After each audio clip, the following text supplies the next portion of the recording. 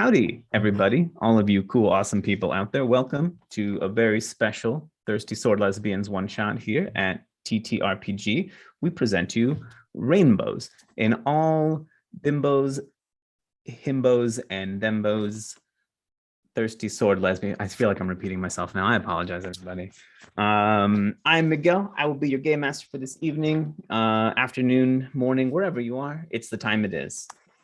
We are using this one shot as an opportunity to raise funds for Equality Texas, a organization causes near dear to all of our hearts here. So please, if you're able to follow the link that we will post when we post, help out if you can. I would love to go around now and have our cast introduce themselves and let us know a little bit about who they are, the character playbook that they will be portraying, and what their character's favorite ice cream is. Let's start off with Kelsey. Hi, hello. My name is Kelsey. My pronouns are she, they, and today I'm going to be Edna Linwood, who's she, her pronouns. I'm also the communications director for this lovely channel. So you can check us out on the Twitter and all of that, and we'll do that at the end. But I am playing the Nature Witch book, except I'm changing it to Techno Witch. And it's definitely not just an entrapped self-insertion character. And I'm going to throw it to Ellis.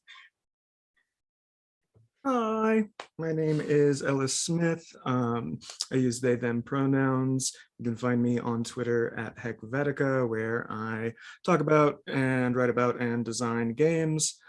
Today I am playing Lavender McCormick, a agender person recently escaped from the gerontocracy of the Iron Gate in the playbook The Seeker. They're a little new to the outside world. And their favorite ice cream flavor is salted milk and honey. And up next is Dana. Go. Thank you for remembering my name, even though I did not write it on my thing for you. I am Dana Ebert. I do a lot of stuff. You can find me on any social media where you're meant to find me as Mistress Dana RPG. And I do a lot of shows. I do a lot of other stuff. Check them out. But I am playing Nil Epsilon using the Dream Mirror playbook from Advanced Lovers and Lesbians. And she's kind of a broken companion synthoid from a while ago. Her favorite ice cream, after much thought, is whatever you want it to be. Love it. And Nikki, how about you finish us out? Hi, I'm Nikki. I'm the producer here. Today I am playing Lynette Lamore, and she is a pop star, and I'm playing the Chosen Playbook, and her favorite ice cream is strawberry cheesecake because it's pink. Delightful. Thank you so much. Just a quick update. You're all doing a great job, and I love it.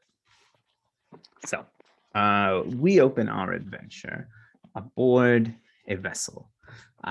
Vessel unlike one that it has been before. That doesn't make sense. A vessel named the Lady Steelwind. Now, the Lady Steelwind in our quaint little world has a storied history. Did actually start some components of it as a big sailing ship many centuries ago. But the name has, been passed down and honored throughout the generations. And now you're aboard an elevator.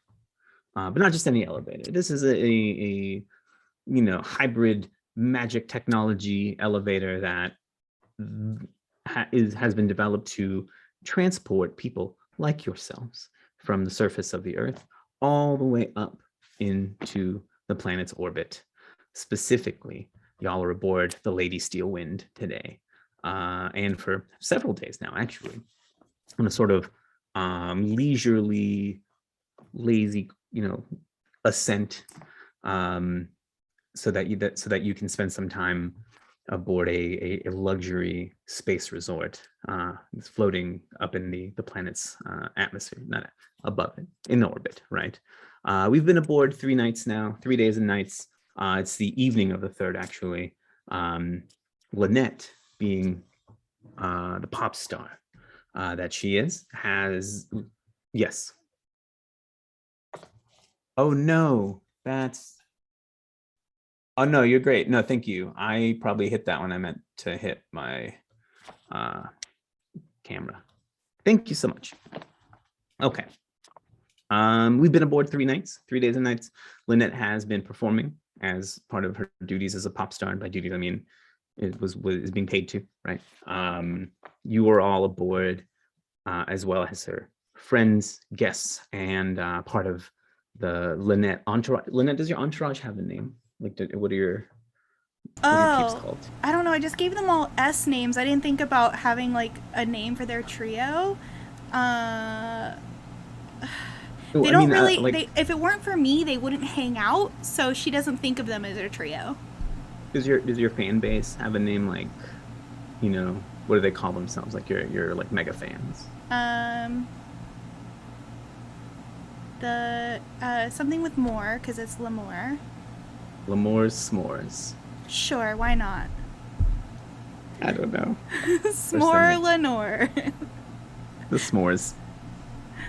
I don't know. The S'mores? Mm-hmm. Sure, why not? The S'mores. Right. She doesn't know why they call themselves that. The S'mores. Okay, they're the S'mores. Maybe there was like a tie-in. So like Lynette did some like cookie promo thing like earlier on in her pop career where like she was hired, like an influencer gets hired to like promote. These are the s'mores. You make sure you pick some up at your like local grocery store. They're so good. Delicious. When she like doesn't actually eat them. Yeah, that's why they're Le S'mores. So plenty of s'mores aboard the Lady Steelwind as well. You know, they're not ones to miss a concert if they can avoid it, right? It's a pretty good vibe all around. Everyone's having a great time. Other than your concerts, there's just been one song on repeat the entire time because it is an elevator, right? Maybe not that part. But the Lady Steelwind herself as a vessel is very automated, right? There are android attendants helping with things like food service, changing of the sheets, things like that. But there is one sentient crew member, if we want to call them that, the main attendant aboard. None of you've met with her, seen her. You do know her name. It is like printed. It's like, for any problems, see the head attendant, Savannah Silverleaf. But you know, see neither hide nor hair. Is that a thing people still say? I don't think it is. You haven't seen her about one way or the other. She keeps to herself in her little dome above the rest of the vessel, which is quite, quite large, big size. We've got maybe about 100 folk or so using this to make the ascent up to the resort. Because why rush your way up into space and have to worry about all the tummy aches and whatever else all the cavemen back in the 1900s had to deal with when they would blast themselves into space, when you can just take a leisurely trip and watch some great entertainment, eat some great food on the way. Right, that's what we're all here for. It's our third evening, as I said. Lynette, you've rousing concert again. You're coming off stage to like applause and cheer and lots of like calls for an encore, even though this was your encore. Your main entourage, your three homies, your three amigos. Who you want to introduce them to us? Yeah. So what the audience would see is a black non-binary person, a little bit taller than I am, thin, short platinum blonde hair. Like my hair is the same color as theirs. We just double up on that bleach process. They do all of my hair and makeup. Without them, I am absolutely lost. I cannot do my own hair and makeup. The one time they got sick and I had to do it myself, it was awful. It would have been better to ask Sal. Sal is Sally, my bodyguard, who is a very large woman, and she is over 6 feet tall, very muscular, has a giant like anime style oversized sword with apparently my face on the hilt stamped on the bottom because she's a Lesmore. That's how she got involved here. She is. Oh, thanks for our first donation. So she's a Lesmore. And then my manager, Sally, who is a mixed race woman with really curly hair, a little bit shorter than Lynette actually, and especially because Lynette goes everywhere in platform heels. She can't wear stilettos anymore ever since she started walking with the cane. And then so Shirley's like in a really sharp suit, like a pantsuit, has a clipboard, has the earpiece, all of that stuff. And as I come off the stage, she immediately hands me my cane because I don't take it on stage with me because I'm not that confident yet. And alongside your trio of companions are also your good friends and homies, Lavender, Edna, and Nil. You all have had backstage access this long weekend, we'll call it, right? What are y'all doing as Lynette is coming off the stage? And I'm not going to call on anyone. Y'all just go. Lavender is a kind of thin, fairly tall person. They have what is essentially like a blue, like fashion mullet, a single gold earring of just like a long sword. They are dressed essentially like Howl Pendragon from Howl's Moving Castle. They have like a billowy like white shirt, tight black pants down into high-heeled black boots, and like a half cape over them, cinched with a gold chain, is a like multicolored like patchwork kind of like puffy jacket. Everything that they wear is essentially like beautifully handmade, design, like made for comfort. And I doubt they probably don't have it with them now, so I will maybe describe their sword at a later date. But they are staring just mouth agog at just this massive crowd of people. I know you said there's like about 100 of us on here, which for Lavender is an absurd amount of people to be in like one place like this. And they're just staring out at all of these people, I imagine, who are all screaming and cheering. Well, I've never in my life ever actually seen anything quite like that. That's a lot of people. One thing that might that Lavender may take in as well is behind the physical crowd. So yeah, the hundo or so fans that have been gathered. There is something of like the back wall of this circular room is a screen where the nice visage of all of Lynette's fans that have tuned in digitally, like little me-like avatars or something that are like doing things, you just type into your so you're telling me each one of these little pictures all the way in the back there, that's a real person? Shirley's yeah. like And they all they're watching on their screens to see you do a dance and a song in an elevator? Yeah, it's really fun. Don't you like to like sing and dance?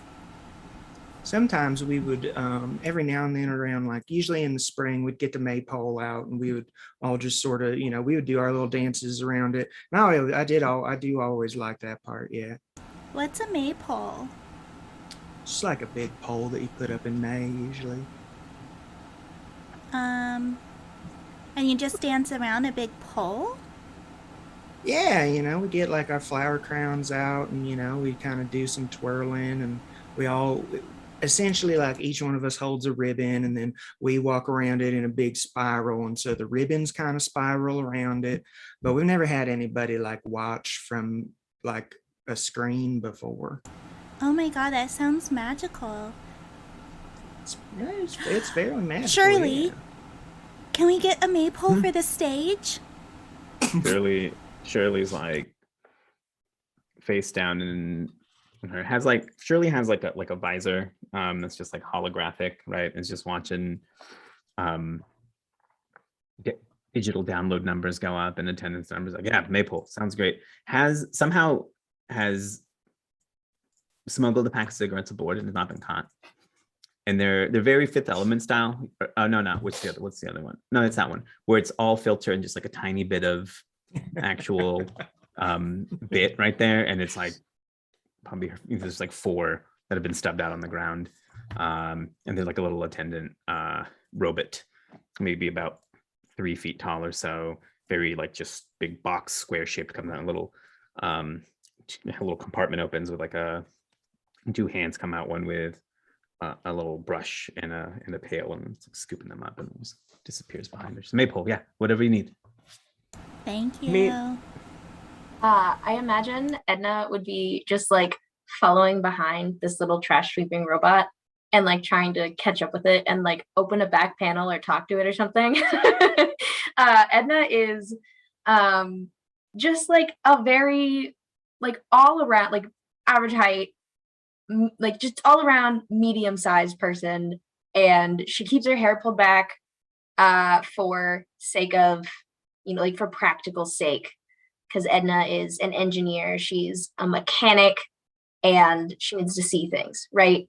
And she's got these like overalls with like 10 pockets on it, and they all have different like tool, like a screwdriver in one, then like a different kind of screwdriver, and like there's a wrench in there somewhere, and she's just following behind this little trash sweeping robot, and behind Edna is following this like teeny tiny little, it looks like a little half a sphere just like rolling along the ground with a teeny little antenna coming out of it, and that is that's Edna's familiar Beepy, following behind her in case she needs any help interacting with this trash robot. Speaking of trash robots, How dare you? there is a blue-haired synthetic woman standing next to all of you, who you all know. And from the moment Lynette stepped off of stage, Nil has not stopped clapping.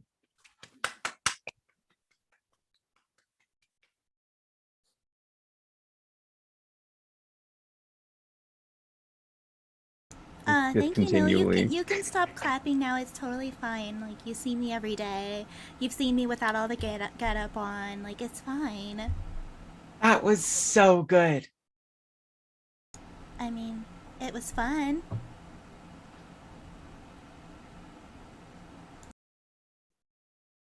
I almost said Shirley again. No, as you're coming off the stage and taking and chatting with your folks, Suede, your stylist, just like comes in just silently, just with one swift motion, is already making adjustments for your post-show pre-dinner look, right? Just tousling, no, that's right, teasing the hair a bit, making the tiniest of snippets here, touching up the makeup a little bit, and then also like seamlessly behind Suede is this another little attendant bot that comes out and has a platter atop it of little snacks, little tidbits and bites and cheeses and whatnot, and it just sort of like as it gets near everyone, it has like a little elevating element itself, like a little crane that comes up and down and brings the tray to like whatever height is best for the person that's closest to make it as effortless as possible to graze. And then maybe like another two come behind that one with different spreads, you know, all to order. You know, Shirley had a very specific list of foods and things that are acceptable. What's everyone else's favorite foods? Because Lynette would make sure that gets included on her writer. Just like automatically all of her friends' favorite foods would always show up.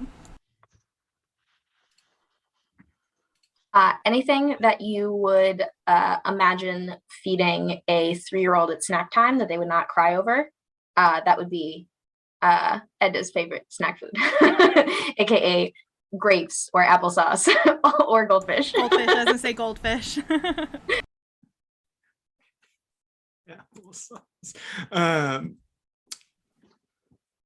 Specifically for little squeezy pouches.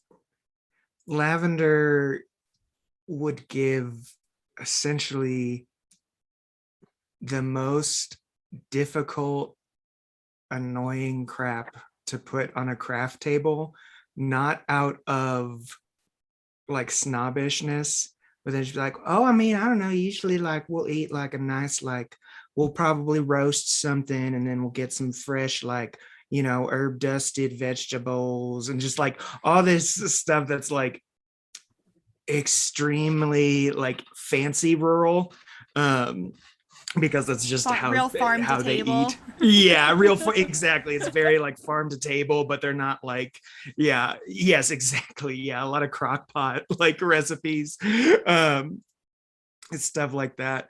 I think after Lynette comes in, Lavender has just like wandered over to Crafty and like probably getting some kind of like elaborate bowl of stew, like the most like bizarre thing to have like on a craft table, and they're just like, oh, that's hearty. Yeah, I like that. That's nice. Y'all did a really good job with this.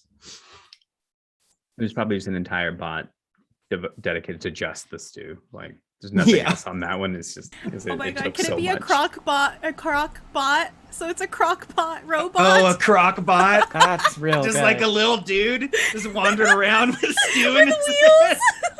As it turns out, there is indeed a little crock pot just coming out. Phenomenal. I feel like the crock pot is like the body, the torso, and it's very like wide and it's kind of like sloshing a bit with each step. This one is on stepping for some reason, not on rollers like the rest.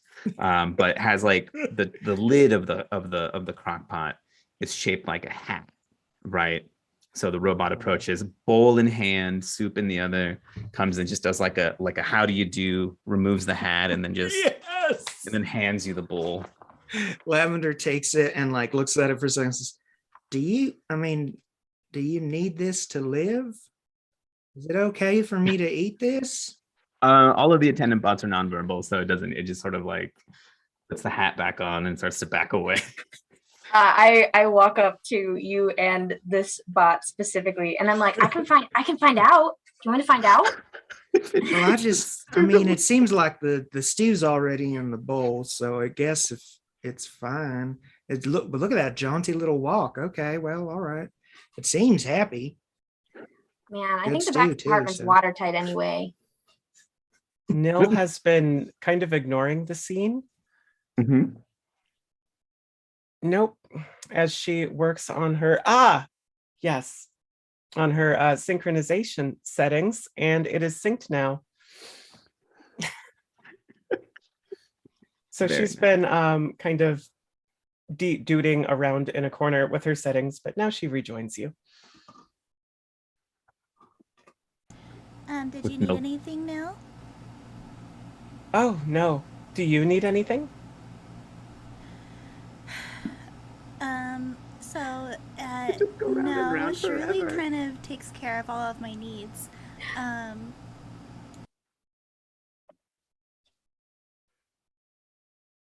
Shirley looks up from her scrolling. What do you need? Do you need anything, Shirley?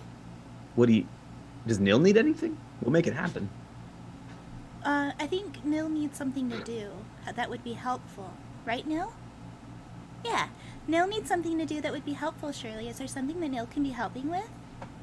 Shirley does like quick, you know, and then Neil hands you like a key card. Could you hang on to this? Yes, Don't lose it. I'll keep it safe. All right. Thank you.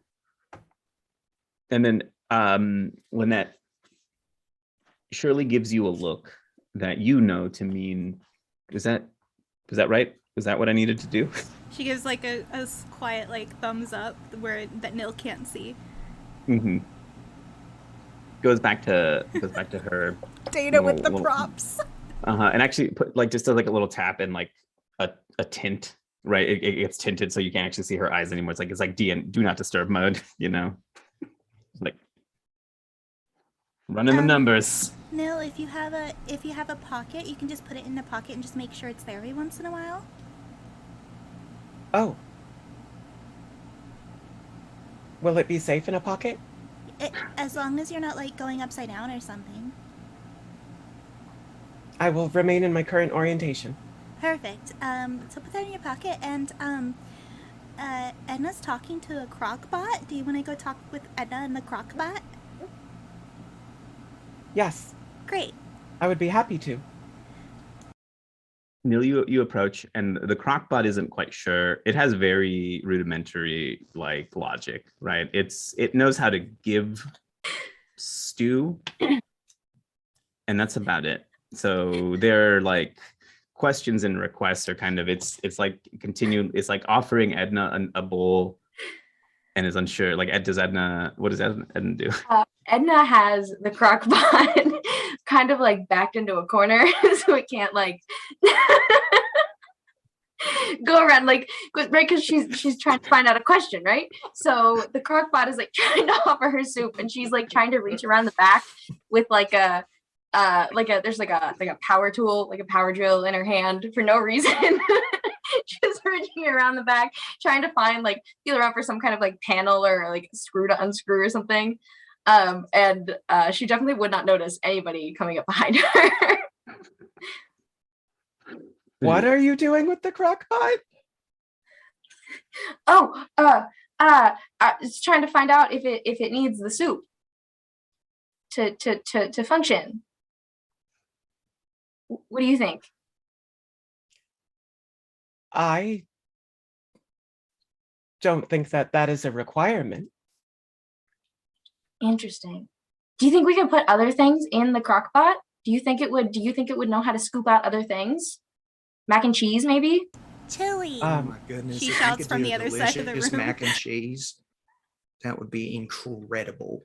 I think a great variety of slow cooked foods could be inserted into the crock pot. Interesting. Yeah. Lavender is now looking around at all of the other automated attendants. How many of these do you expect have stew in them right now? Like, is this a common thing? What question for Nil? Are you on the Wi-Fi? I can be. You get a. Do you want her to be? you get a notification alert, and it just says it's a DM and it's from Crockbot 254. And it just says this Crockbot can be configured with any variety of fillings. So Nil has queued up a lot of interactions here. So I'm going to go down the list in reverse order. Lavender. Nil turns towards you and says, currently, more of the humans here are stew containers than robots.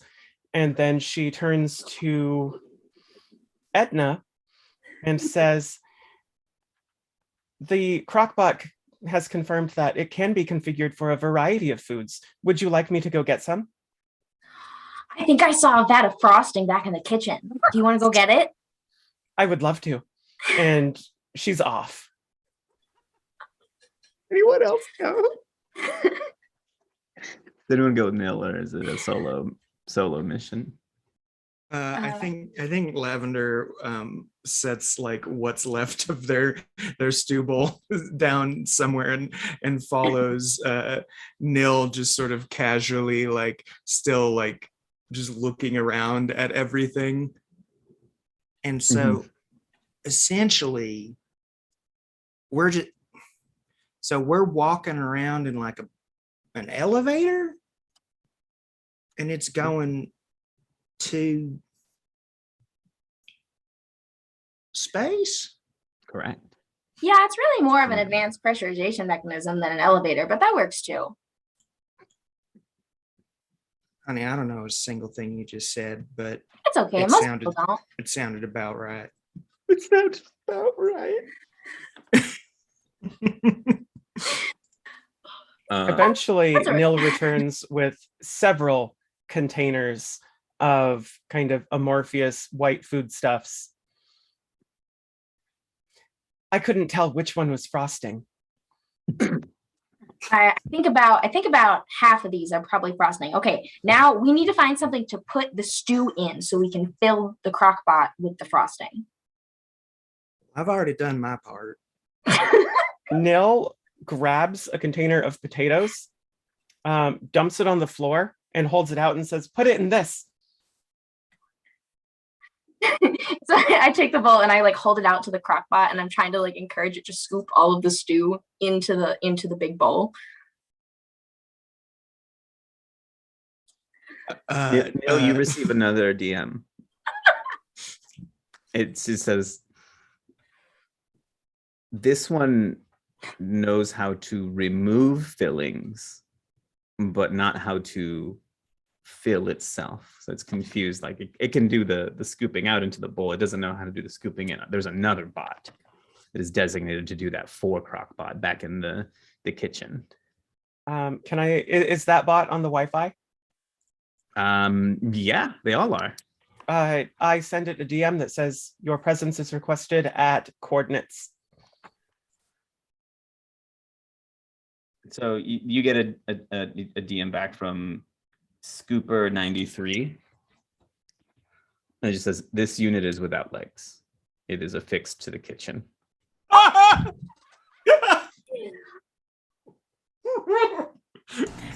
Lynette's going to walk over and just using another bowl start scooping stew out into the big bowl.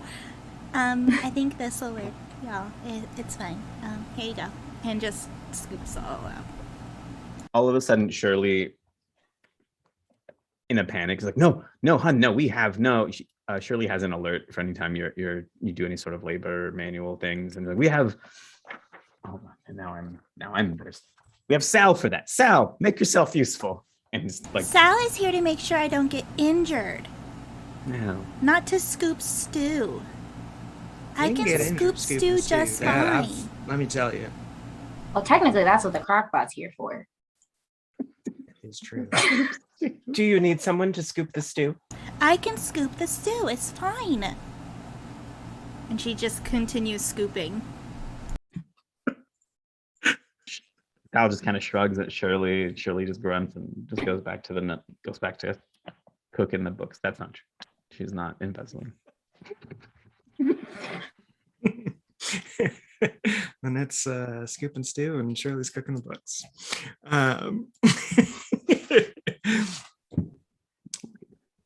So now I understand that, frosting might be kind of what was available, or perhaps just kind of top of mind for you, Edna. But, and I mean, correct me if I'm wrong, we don't exactly have robots back in the gate, but You don't have any But, robots? no, most everything there is kind of sort of like done by hand. Like like building the robots by hand? Well, I suppose if we were to build a robot at the gate, we would do it with our hands. So kind of, but we just don't, is the thing. We do other things. Well, why don't you build robots? They're very useful. You see, they have all kinds of different purposes out on the floor. There's one with the scooping. There's another one that's scooping a completely different food. There's one that's handing out little tiny plates with little tiny hors d'oeuvres. They have so many different uses. Why wouldn't you build robots? Little baby meatballs. One at a time.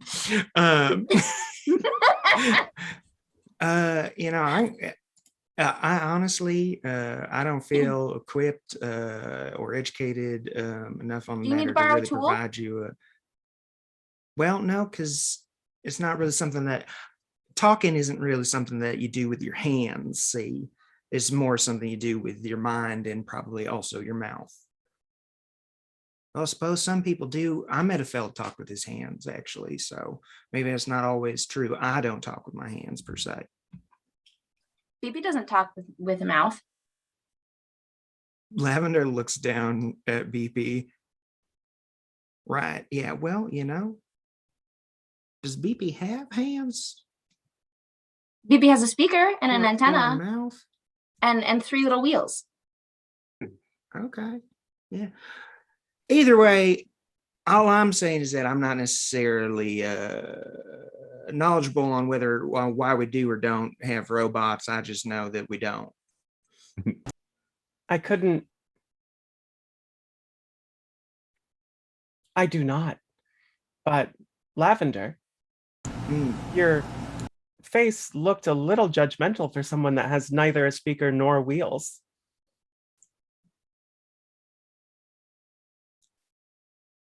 I mean, am I being judgmental about this? Is this like because I trust y'all to check me on these things. I mean, I guess I was thinking I wouldn't really like having wheels instead of feet. I would love to have wheels instead of feet. It would make getting from place to place so much faster. It depends on where you're going, I think. Right. I guess you wouldn't want to go down a set of stairs. Nil is going to lean towards Edna and say, I believe Lavender is biased because they come from a place where everyone uses their hands. So they are biased in favor of hands. Interesting. Do you think do you think BP needs hands? What if BP wants hands? Lavender looks down at BP again, and I think possibly a look of judgment, but also kind of just abject horror as they try to picture this little robot with just like hands instead, but they don't say anything. They kind of just stare at it. Nil, you've really that's your business. Sorry, Nil, you've really become the confidant. It seems for all of the robotic companions around here. You get another little message notification this time from BP, and it's kind of like there's kind of like a confused, concerned face emoji, and it says, "Is BP's lack of hands disturbing?"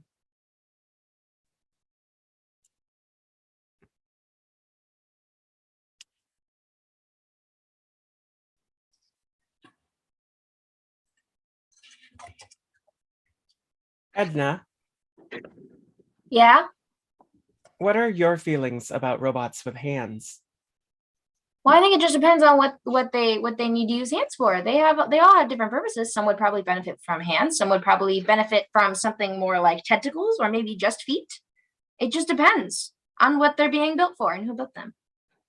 And what is BP's purpose? BP's purpose is to be my friend. I thought that was my purpose. Well, lots of people can have that purpose. Uh-oh, drama. Beep, boop. Does BP just beep out of the speaker, or can BP? I imagine there's a little speaker. But does it produce just beeps, or would BP be able to speak? Is there What Bluetooth? language Can out we of play there? music out of it? Uh, BP is indeed Wi-Fi and Bluetooth enabled. I imagine that like BP doesn't have a voice box to speak like Okay. English words per se, but BP Mhm. can communicate via Morse code. Okay. And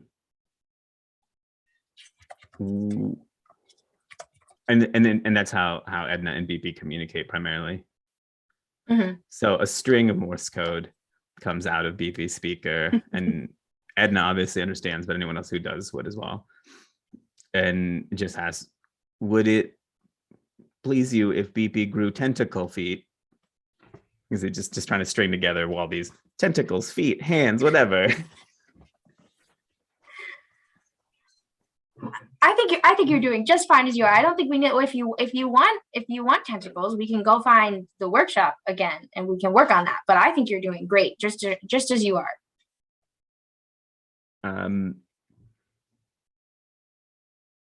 BP starts playing their happy song, whatever that may be, out of the speaker. It's kind of tinny and just starts kind of doing little circles around. Just very happy that, they're great just the way they are. Lynette's written lyrics to that and is singing them It's probably one of Lynette's songs, and dancing around. Yeah. Incredible.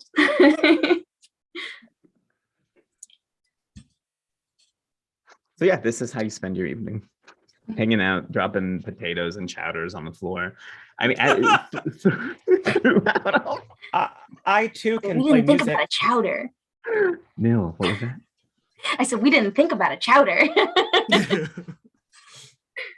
Lavender's attention like snaps to Nil. You know how to play music? I didn't know you're a musician. Yes. What kind of music do you like? I mean, do you have like a harp?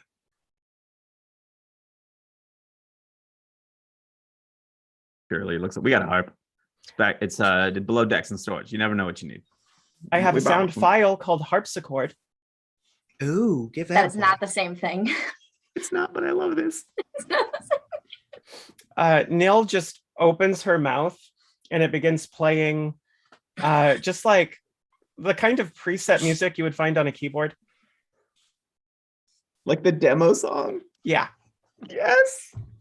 Oh, she definitely has not had new songs installed on her since like Fab.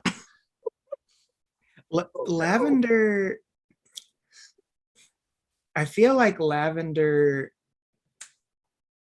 often forgets that like Nil is like artificial intelligence or a robot, like a Sith, and so Lavender stares at you open mouthed, like not moving or needing to do anything, and just well, that's a talent. I've never seen anything like that.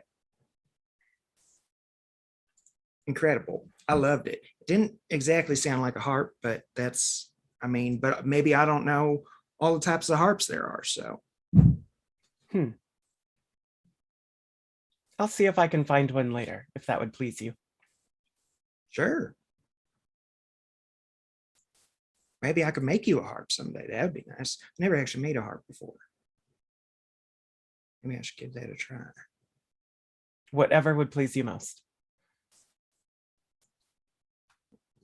I've never made a harp either. I can think of a few improvements I could probably make. What if you made Do an you think a electric harp harp? needs confetti? Can you make a harp that shoots confetti?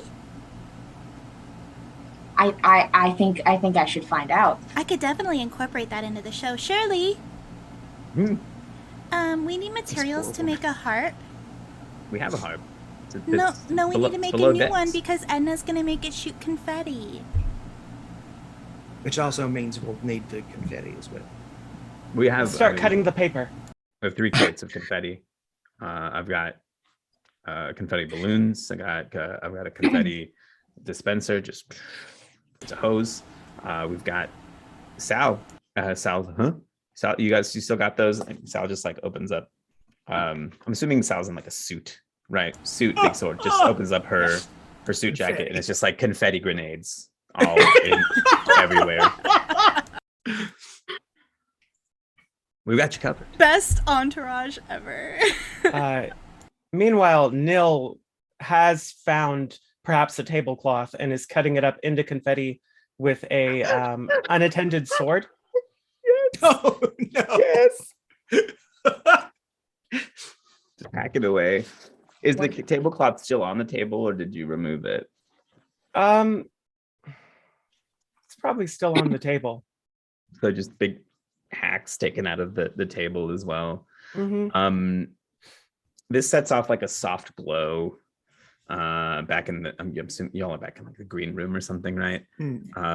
Just like a soft like maintenance glow, you know, like kind of a yellow tone, little yellow light, really faint, but also some not quite an alarm, but you know, it's like a calming alarm maybe, and like a wall separates a bit. And this is how the attendants kind of come in and out. They just come from like little, and then like a couple little attendants dressed like carpenters, like they've got like little robots in overalls and hard hats come out to try to repair the table. It looks like, Neil, I think you might be upsetting sort of the little fellas running around. Little fellas. Oh, Those little critters. I didn't realize. I don't want to be an inconvenience.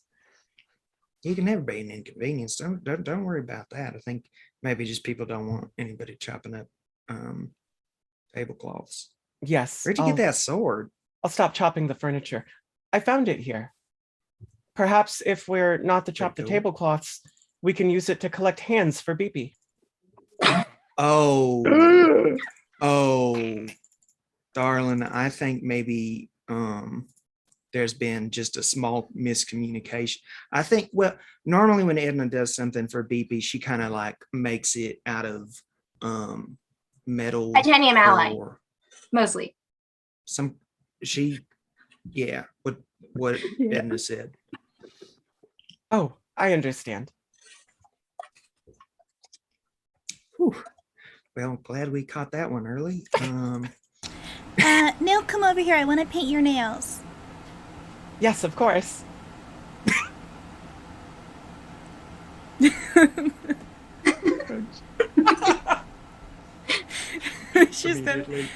She pulls out some like pink glitter nail polish and just starts painting Nil's nails as a way to distract her from the nonsense.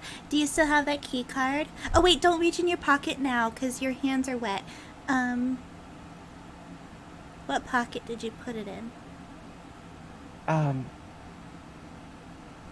put it in the lower axial pocket. Oh, do you mind if I check if it's there still? Yes, it should be. I have not changed orientations since I put it there. Lynette's gonna just like very carefully pull the pocket back and peek and then go, yeah, it's still there. Good job. Didn't lose it. Blow on your nails now. Yes.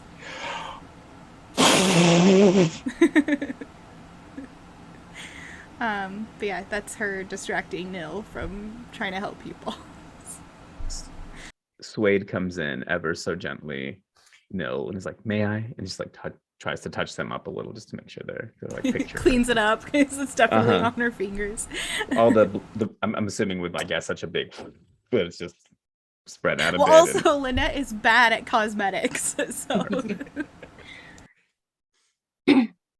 Yeah. Suede has like a micro brush that they're using, and it's like, yeah.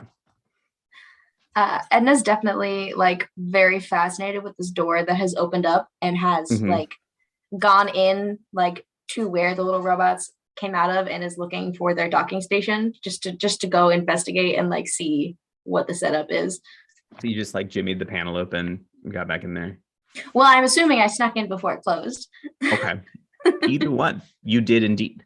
And you come in and yeah, it's like where Bruno lives. You know what I mean? It's just you're between the walls and it's long and there's like something of like a like a conveyor system above that like seems like that's what drops them off into the place they need to be to come in, and you just follow it. And from inside the wall, you guys kind of hear it like coming, like echoing through the vents. Now this is my comfort zone, and I'm just following the little conveyor belt around, trying to see where it starts and like where all the little gears are. Mm-hmm. And you can follow it, and Was that you? just echoes into the room. And you can tell that like, you know, it splits off in a couple of ways, and it seems like different bots are coming from different locations. Like kitchen ones have like a kitchen line, the carpenter ones came from like a maintenance line, and then there's like a third one that's labeled security, but you've not seen anything moving down that line at all. And indeed, I'm definitely going there. Y'all haven't even seen any bots that would fit the description aboard the Lady Steel Wind in the 3 days you've been on. Definitely following that path.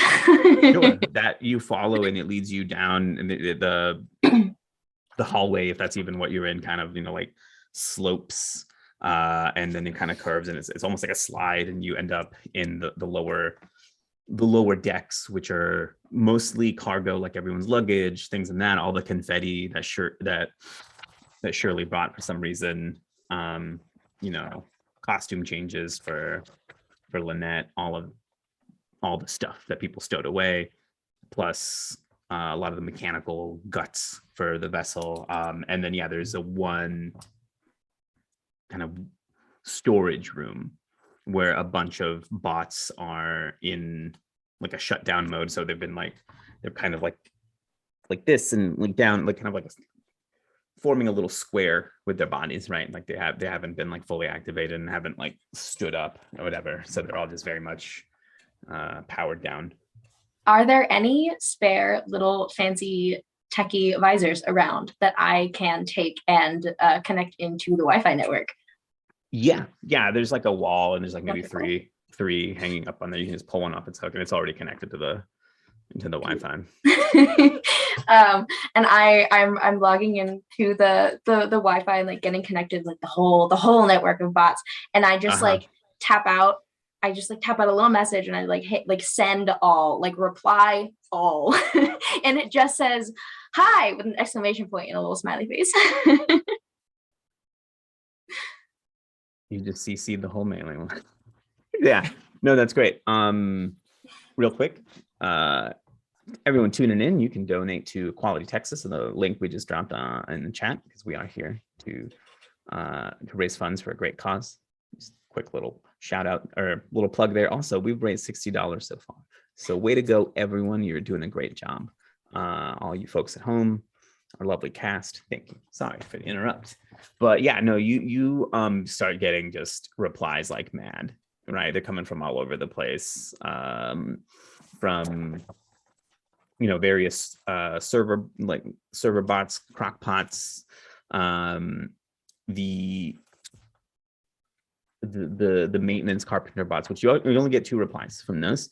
It turns out there's only the 2, and they are actually the only ones that don't have like a numerical designation. You see one is named Toof, like TOOF, and the other is Nail, like hammer and nail. But yeah, they all just return your salutation with like another hi or a variation of stuff. Do any of the docked ones in front of me like light up or turn on or anything? No, those still seem Okay. powered down. Okay. You're only getting replies back from active bots. Gotcha. A few dozen, we'll say. I think while my friends are conversing in the other room, I'm just going to be like prodding around for buttons, trying to find a way to turn on the rest of the bots, just for scientific research. Oh boy, yeah. It's not hard to figure out. You do have like there's like an activate. Your display lights up. The UI is very good, so you're able to figure it out, pretty quickly, and you see like a command to like activate one or like any number of the security bots. We'll say there's 12 in all here. Are they different kinds, or are they all the same kind of? But They're all the same. They're all pretty standard.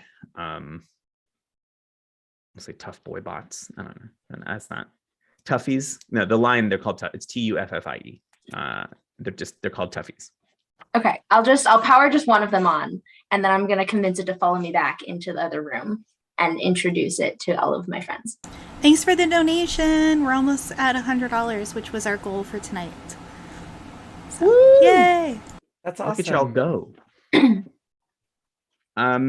Yeah, you turn the command on, and one of these like metallic squares begins to like, stand, and the limbs extend, and it's the most like humanoid looking bot aboard that you've seen so far. Most have, most of them are like little square Roombas or crock pots.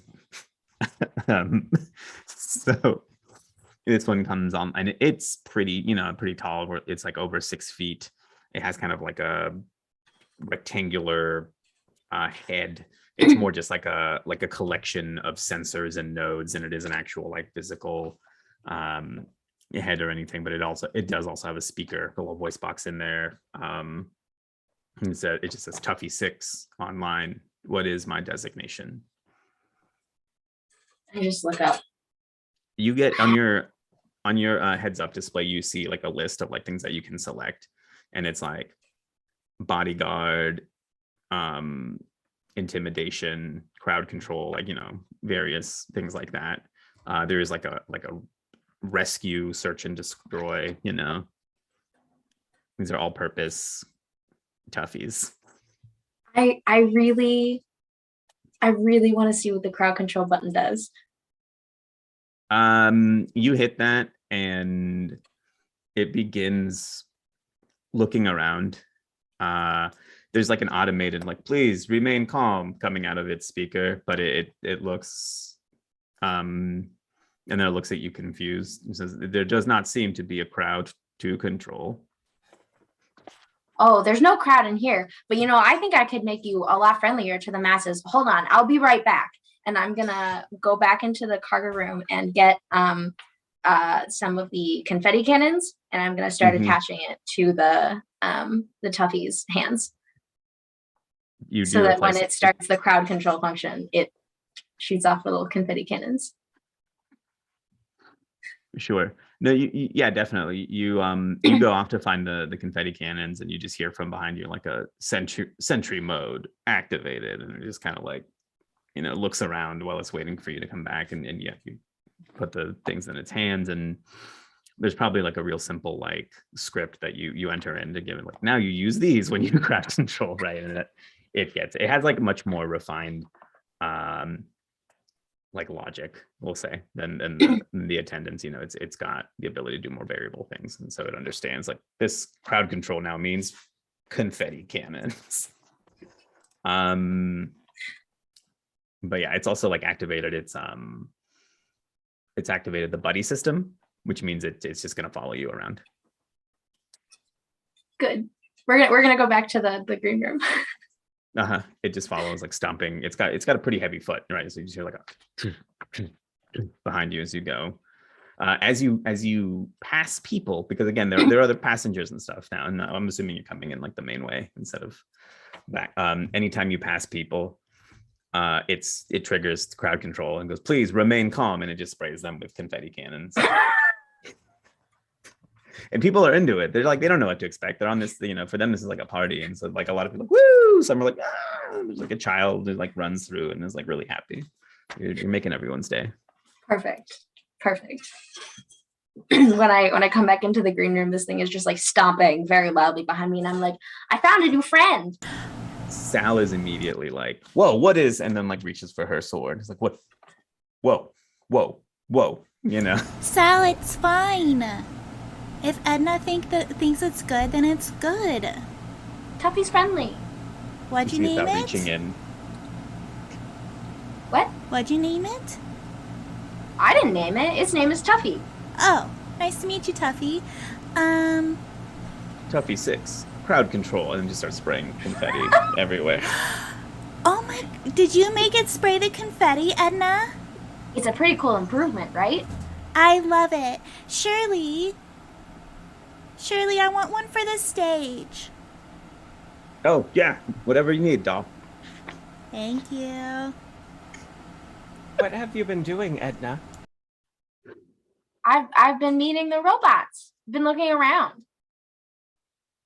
Ah, researching. that makes sense. Over the Wi-Fi, I'm detecting that a lot of robots are getting turned on. That makes sense. Phrasing.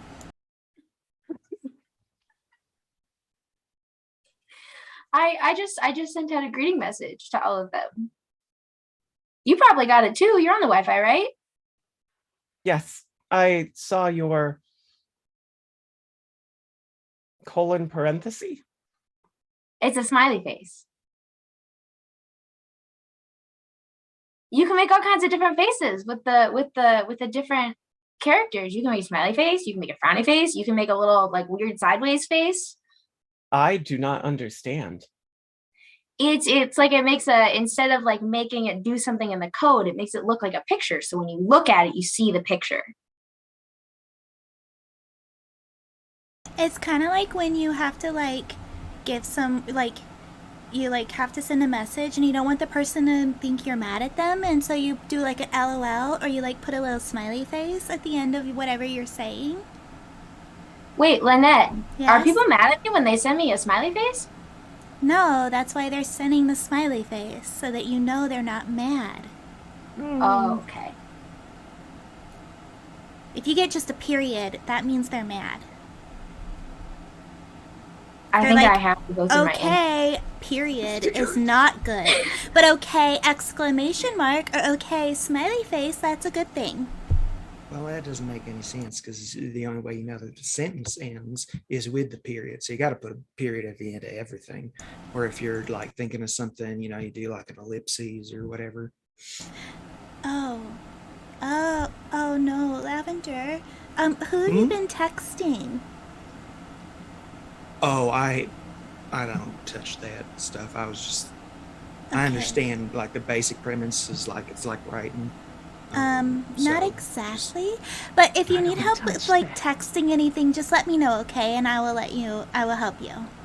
Sure, yeah, absolutely. I'll make sure that your Lavender- tone's right. Yes. Wonderful. Perfect. Your face does not look like this to me. Oh, Well, but if you like turn it, if you turn sideways, it looks like that.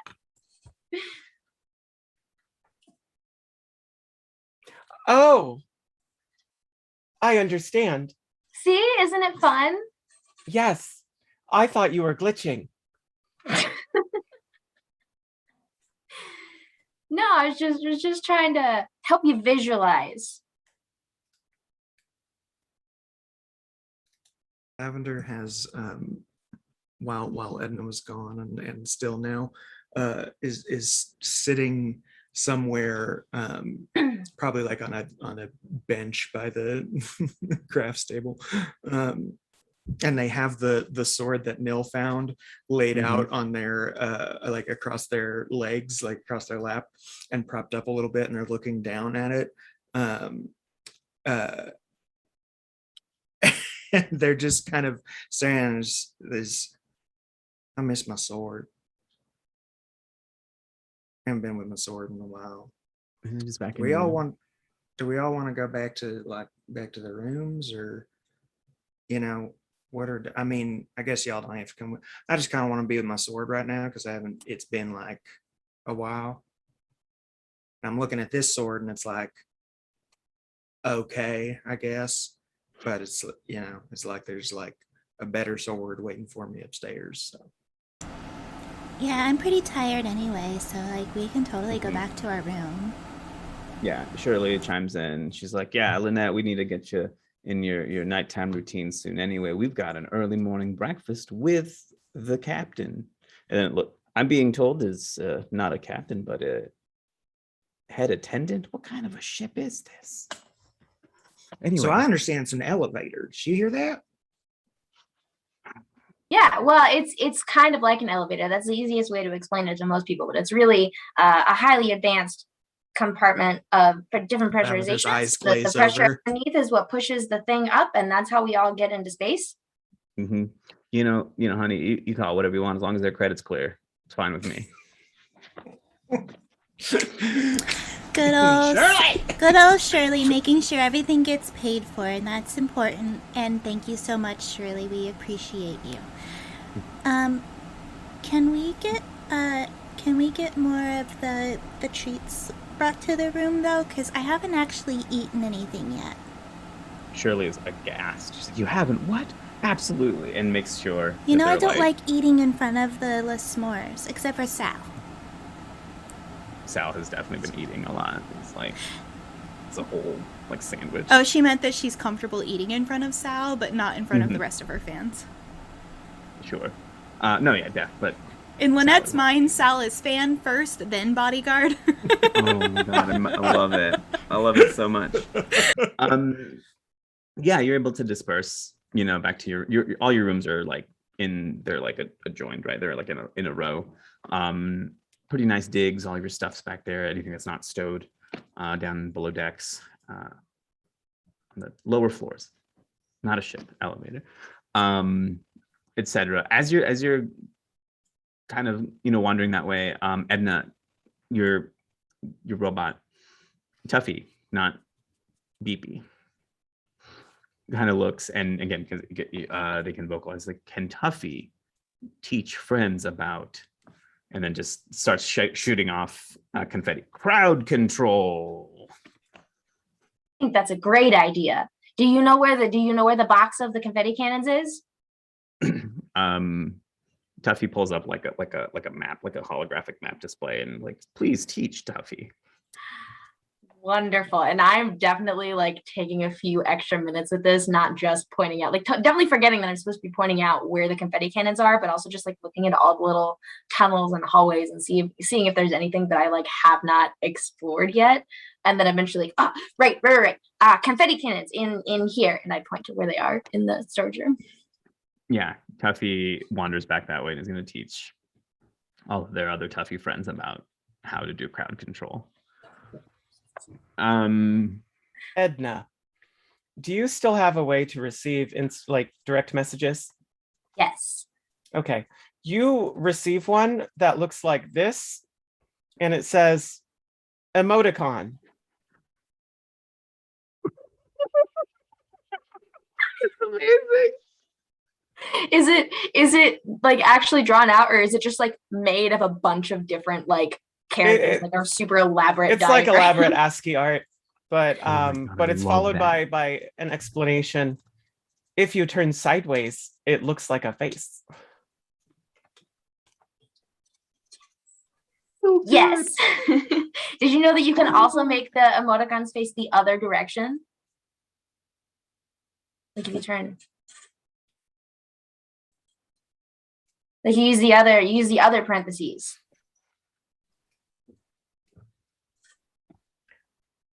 I used a lot of non-parenthetical characters.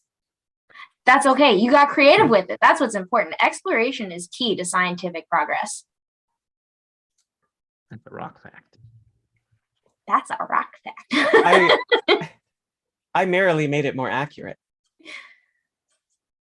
Yeah, exactly. That's what we like about science. We gotta get the laws. We gotta make the laws more accurate, and then we gotta find other things that break the laws, so that helps us make them more accurate. I think it's really fun when things break the laws. That's my favorite part. I think it's very interesting. Lynette yawns very loudly. I understand. She's not trying to be rude, but she doesn't know how else to interrupt you. I've added break the laws to my code. Yes. See gay do crime in your Android code is a good set of code. Yes. Do not change your orientation. Commit crime. I like it. Let's go upstairs and get in our jammies, and we can braid each other's hair and get ready for bed and wash all the glitter off and all that stuff. Blade butts in. I'll be doing the braiding. Thank you. Well, yeah, of course, because, first of all, I don't have great fine motor skills, and second of all, I'm not great at the styling thing. I've tried. Yeah, you all are able to retire to your rooms. It's a big fun party, popcorn and movies, hair braiding, and we all slumber on to Slumber Town. I think we're gonna take a break here. It's gonna give us a nice opportunity to pause. We'll be gone maybe 10 minutes or so. Please don't miss us. We will miss you. Hold on, hold on, hold on. Holding. Oh no, this is perfect. It's on brand. We'll be right back, friends. Please stay tuned and see you soon.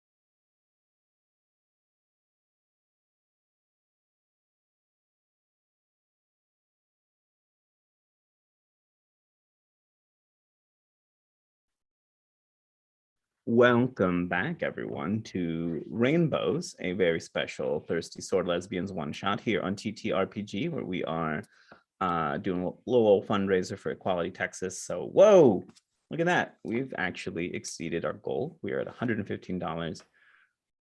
Blown away. Thank you, everyone, for being so cool and awesome. Also, welcome back from a break. I hope you had fun and did something good for yourself and maybe for each other.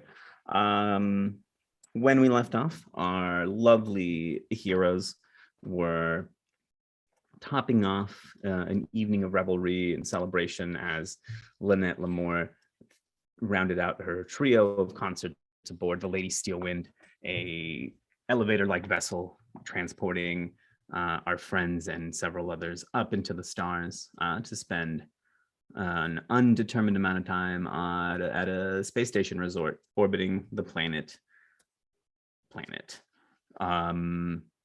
As part of the big arrival and docking and kickoff, the vessel, the Lady Steelwind, was also going to project a big, fun, amazing artificial rainbow from its top deck down below onto the Earth, culminating at the end of Lynette's next concert as well. Big spectacle, right? A lot of people tuning in via the whatever version of the internet they have in this future we're playing out in, something with headphones and little hollow visors, I suspect. But however, before we awake the next morning, all of you are sort of like abruptly woken up. You see a similar tone, like light tone alarm as you did when the maintenance spots were set off earlier in the evening, but this is very bright red. A warning is flashing. There are panels, there are portions of the walls in your bunks that are they're like ticker tape kind of, like little digital tape, digital display that like setting off notifications and messages, and it's just a big red flash. It says, "Warning, we have been boarded. Warning, we have been boarded. Please make your way to the nearest escape pod." Aren't ships supposed to be boarded? The elevators, you're starting to feel like a jostle, kind of, left to right, almost as if you're unstable. And then just like over the intercom, a very panicked voice comes over. I says, "This is head attendant. The name I wrote down, Savannah Silverleaf. We've been boarded by Maraudertrons. They're everywhere. Why are the security bots shooting confetti? We're all doomed. Get to the escape pods. Oh no." And it just cut off. And then this sort of explosion happens above all of you as you're rocked, and you can feel yourself slipping into like a descent. You just fall sharply for some amount of time before you just hear like a screeching. Everything is tilted, kind of like at an angle. You've all sort of kind of on like in a corner of your room, half on the wall, half on the floor, which is now kind of both. The emergency brakes, or so to speak, seem to be holding, but there is definitely like a rock and like a little bit of a jostle every now and then. Lavender, how are you doing in your room? I think so.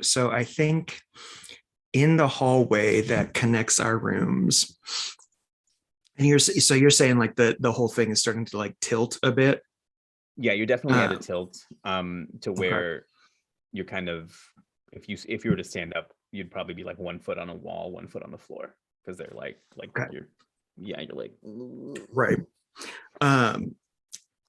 The door of Lavender's room opens onto the hall connecting their rooms, and along what is essentially the floor, we see Lavender slide down, connect to what was a wall with their feet, and they sort of stand up a little bit, and they're standing there with their sword in what is now at this angle just like a pile filling the hallway of confetti. and standing there with all of this like rainbow confetti piled at their feet, their puffy, multicolored, like hand quilted jacket around their shoulders like a cape. They're just holding their sword, and their sword, which we see for the first time here, is what's called a flamberge. It is essentially like a two-handed sword. And then after the cross guard is like another area of the blade that is wrapped that can be held as well. And then the blade itself beyond that point is like a wave. And they're standing there kind of like using it to prop themselves up and give themselves like better balance. And this sword itself is like metal and leather, old, like clearly like handed down heirloom. And they what did the head attendant say these things are called? Maraudertrons. Lavender like kind of just places like a hand on their sword, and they say, Grandpappy, I don't know if you ever fought Maraudertrons, but I hope you can just give me your strength right now, because we are about to go through something that I honestly have no idea what to expect, because I ate stew out of a robot's head yesterday. And they're like, there's like kind of like dark circles under their eyes, like clearly this the like previous night like a concert into like hanging out, and is not Lavender's speed at all. And so they're like in this dramatic pose and say this kind of like quiet prayer to their grandpa, and they heave their sword over their shoulder, and then just kind of like, oh, all right. And they step forward, and they kind of like wade through all this rainbow confetti and kind of like boom, boom, boom, pound on Lynette's door. Hey, Lynette, I don't think this thing's supposed to be sideways like this. Yeah, I don't think so either. Sal? Sal. You look around, Sal is kind of like in the other corner. You've got like a bigger room, suite size. We'll say you're all like within one suite. Your rooms are connected. Also, right? So you Sal is you can hear struggling to emerge from her room. You just hear, I'm under the bed, and not like hiding, more like crushed. Oh no. Oh no.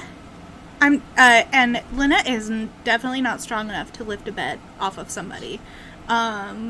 Lavender, how strong are you? I mean, I'm pretty strong. It sounded like they said they were under a bed. How big are the beds? My bed's pretty big. I mean, Sal's pretty big, so we got her like an extra California king. So.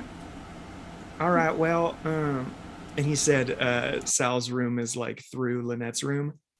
Yeah, there's like a common area, and that's like, I'd say that's where you are right now. Yeah, I've let you know already. So I'd say Lynette, perfect. You were on Lynette's door, opens, and then Sal is, we'll say, like maybe across the common area in another room there. Perfect. Your door to her room is not open.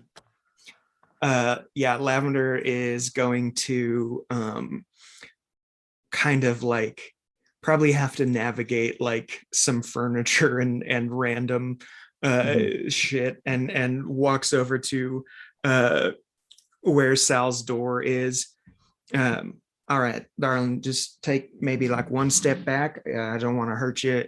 And they take their sword, and they're just gonna like cut through Sal's door. Yeah, no, that works. You're able to like hack, and it's sort of like your sword catches, but then like the rest of your swing starts prying it open, and like it hits like some emergency whatever, and then like they come out, Right, and you perfect. look in, and then Sal is in there, like there's just like a leg sticking out and maybe like a hand on one side, and there's like this huge metal bed frame with like an enormous mattress, just on top, very, first act of Wizard of Oz style, you know what I mean?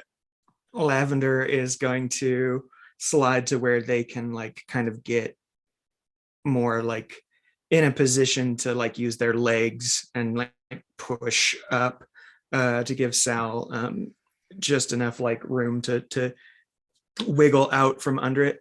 Sal, you in a position maybe you could like on 3, maybe you could like push and I'll push at the same time. We can try to get this bed off you. All right. On 3 then. Perfect. So 1, 2, 3. And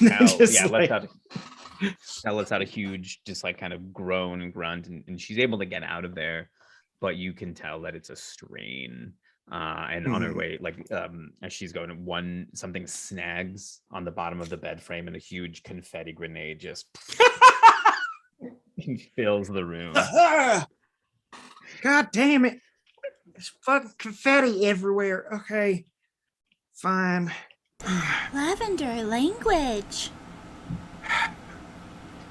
Sorry, that was untoward of me.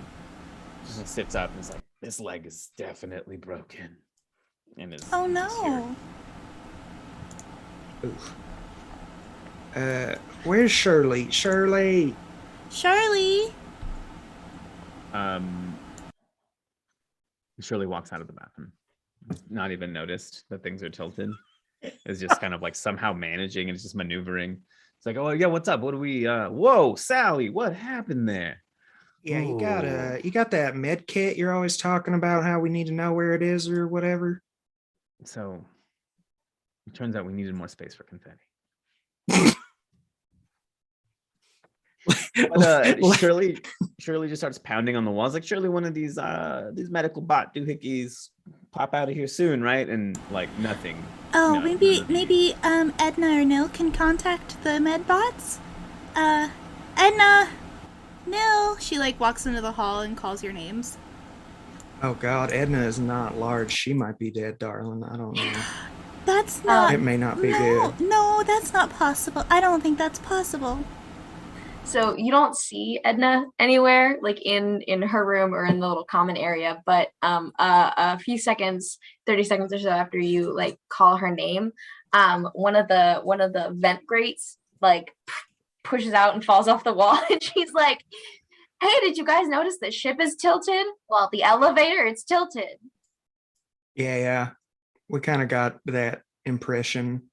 Lavender has just so much confetti on them being next to the grenade. As that happens, Nil also emerges and says, yes, my room is tilted as well. I'll check the others. No. We're going to assume that all the rooms are tilted. You don't need to check all of them, Nil. What would be really helpful, actually, is if you could, use the Wi-Fi to contact a medbot, because Sal is really hurt. I'll just do everything on this Wi-Fi stuff. Yeah, I'll if it's operational, I'll broadcast a message that says, my friend is hurt at coordinates, smiley face. Yeah, it's still on. The Wi-Fi is still up. You get an immediate response back from Medbot 123. That's lazy. 321. And it's just the sunglass emoji and a peace sign emoji, and it says, please see us again for all of your spacing needs, and there's like a link to a feedback form. I reply, they are seriously injured, and then I add LOL so it's not threatening.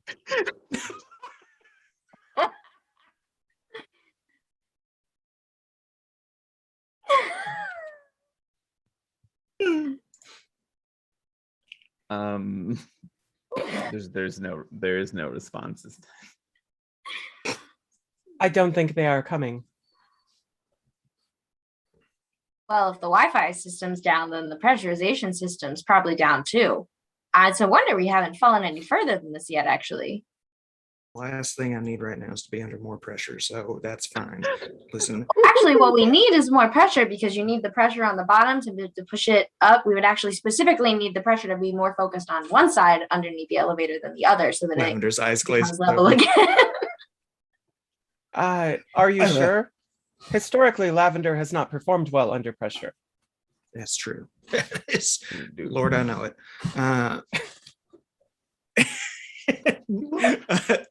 Lavender looks around and says, all right, so aside from maybe, I don't know, yours truly, Sal was kind of our best fighter, and the voice from the speaker thing, the attendant, did mention Maraudertrons in the area.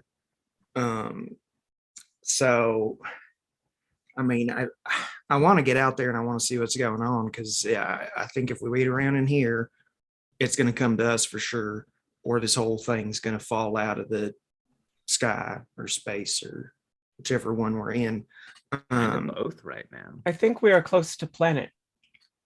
Closer than you were before. I knew it. Yeah, let's maybe try to fight that. Let's maybe try to keep going away from, because I think if we, Shirley, I need you to stay here with Sal and make sure that whatever a Maraudertron is doesn't come in here and kill her while she's, all banged up. Mm-hmm. Shirley takes off the little headset deal for the first time probably since the last evening. Kind of like taps Sal on the shoulder with her foot. It's like, wouldn't be the first time, and reaches into her own coat pockets and has these sort of dual circular daggers. It's like a grip with a sort of just hooked blade that covers it, almost like Lynette swoons. That's so good. If a brass knuckle wasn't knuckle but was just blade that just extended, right? And she has two of these. It's something I imagine a Klingon just keeps in their tucked into the back of their belt. You know what I mean? It's just belt.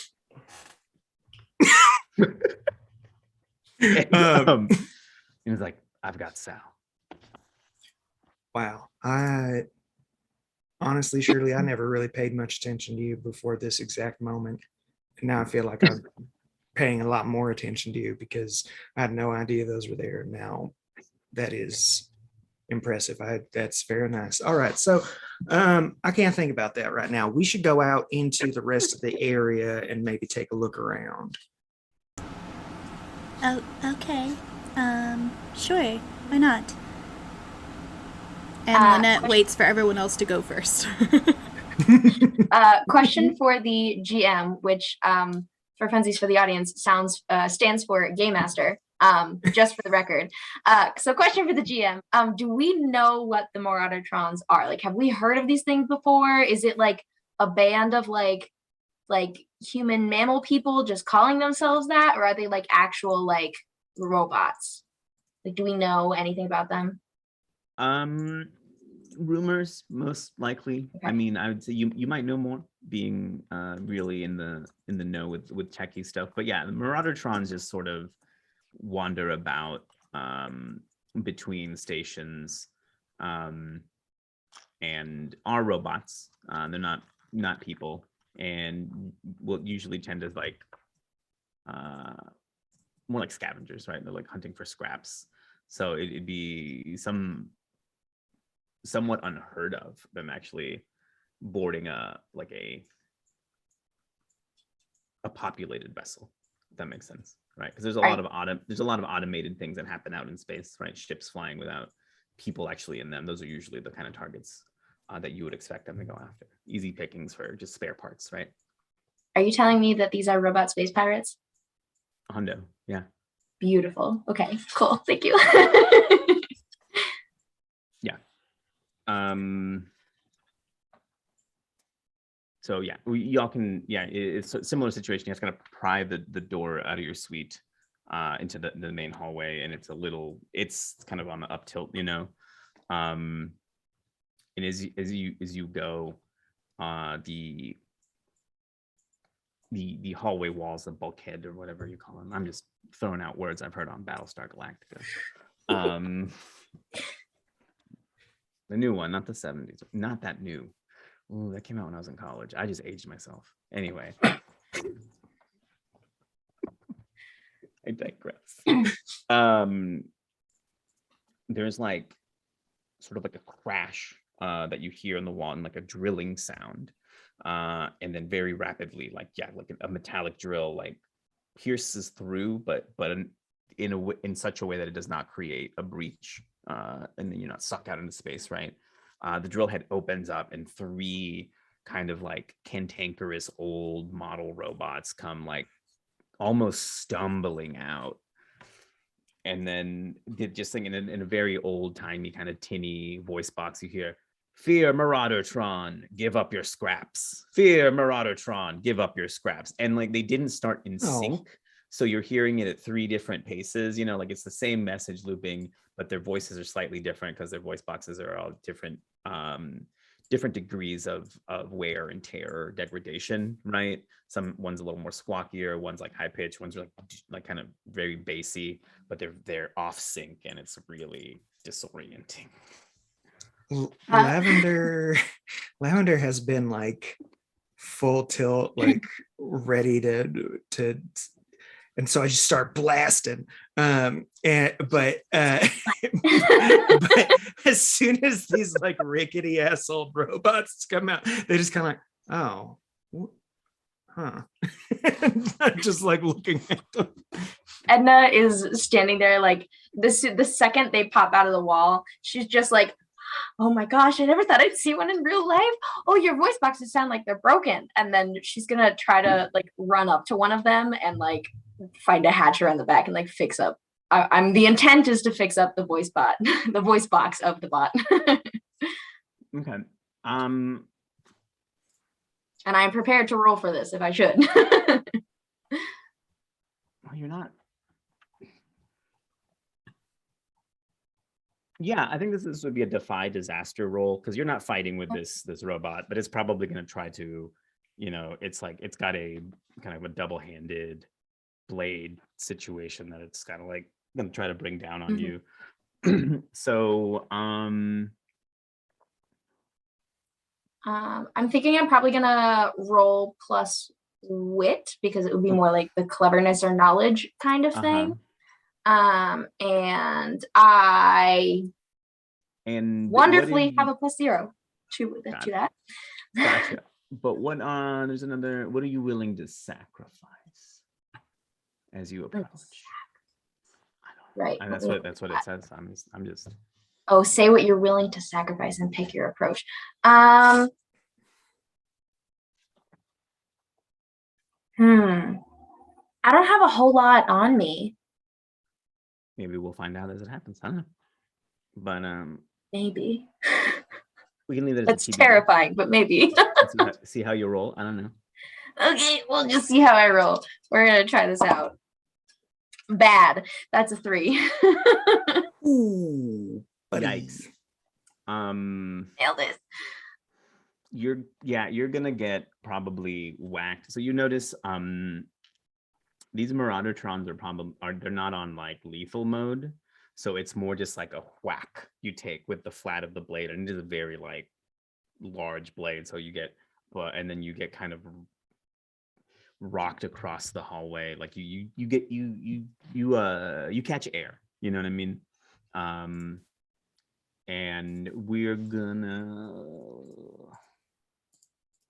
I think if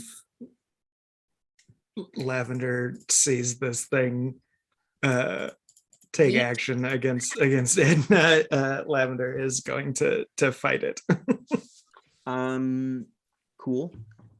We'll get there. But cool. Edna, you're also gonna stagger, I think, because you took a pretty physical blow there. Okay. You're at 0 to 3 conditions, right? Because you can tell this is a very Miguel game. That was our first roll of the evening. Not calling myself out or anything. But yeah, so you get to choose to lash out at someone whose regard matters to you, to provoke them to do something foolish, harmful, and take advantage of a string if you have one. You could hesitate or stumble, and the opposition gains an opportunity, or you grin and bear the blow and take 2 conditions. There's a number of conditions. That is a number of conditions. I think I'm going to hesitate or stumble because like this is very strange. Edna is not used to this. Robots are usually her friends very easily because they make sense to her, and now all of a sudden she was trying to help one and it doesn't like her. So she's like just absolutely yeeted by this thing, like lands on her ass 10 feet back or whatever, and is like, I was just trying to help, and is like totally like not really like has stopped paying attention to her surroundings as much to like give that opportunity. As you stumbled and you're kind of there like, what, why, right? Another Maraudertron kind of comes around the bend of the hallway and snatches your headset off of you, puts it on itself, and then just quickly you hear, Lady Steelwind's security units have been integrated to Marauder Squad. It's a good thing they only shoot confetti. That is a good thing. You're welcome. Oh, hey, we're at 142. Heck yeah. Nice. That's awesome. Y'all the real heroes. People out there at home.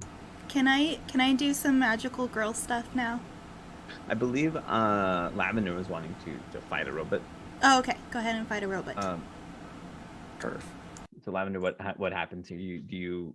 I'm assuming you're approaching the one that. Wow. Okay.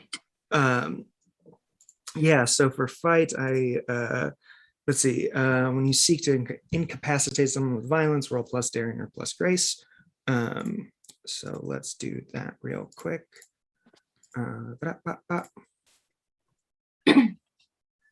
got a 7. On a 7, I choose 2, and then my opponent chooses 1.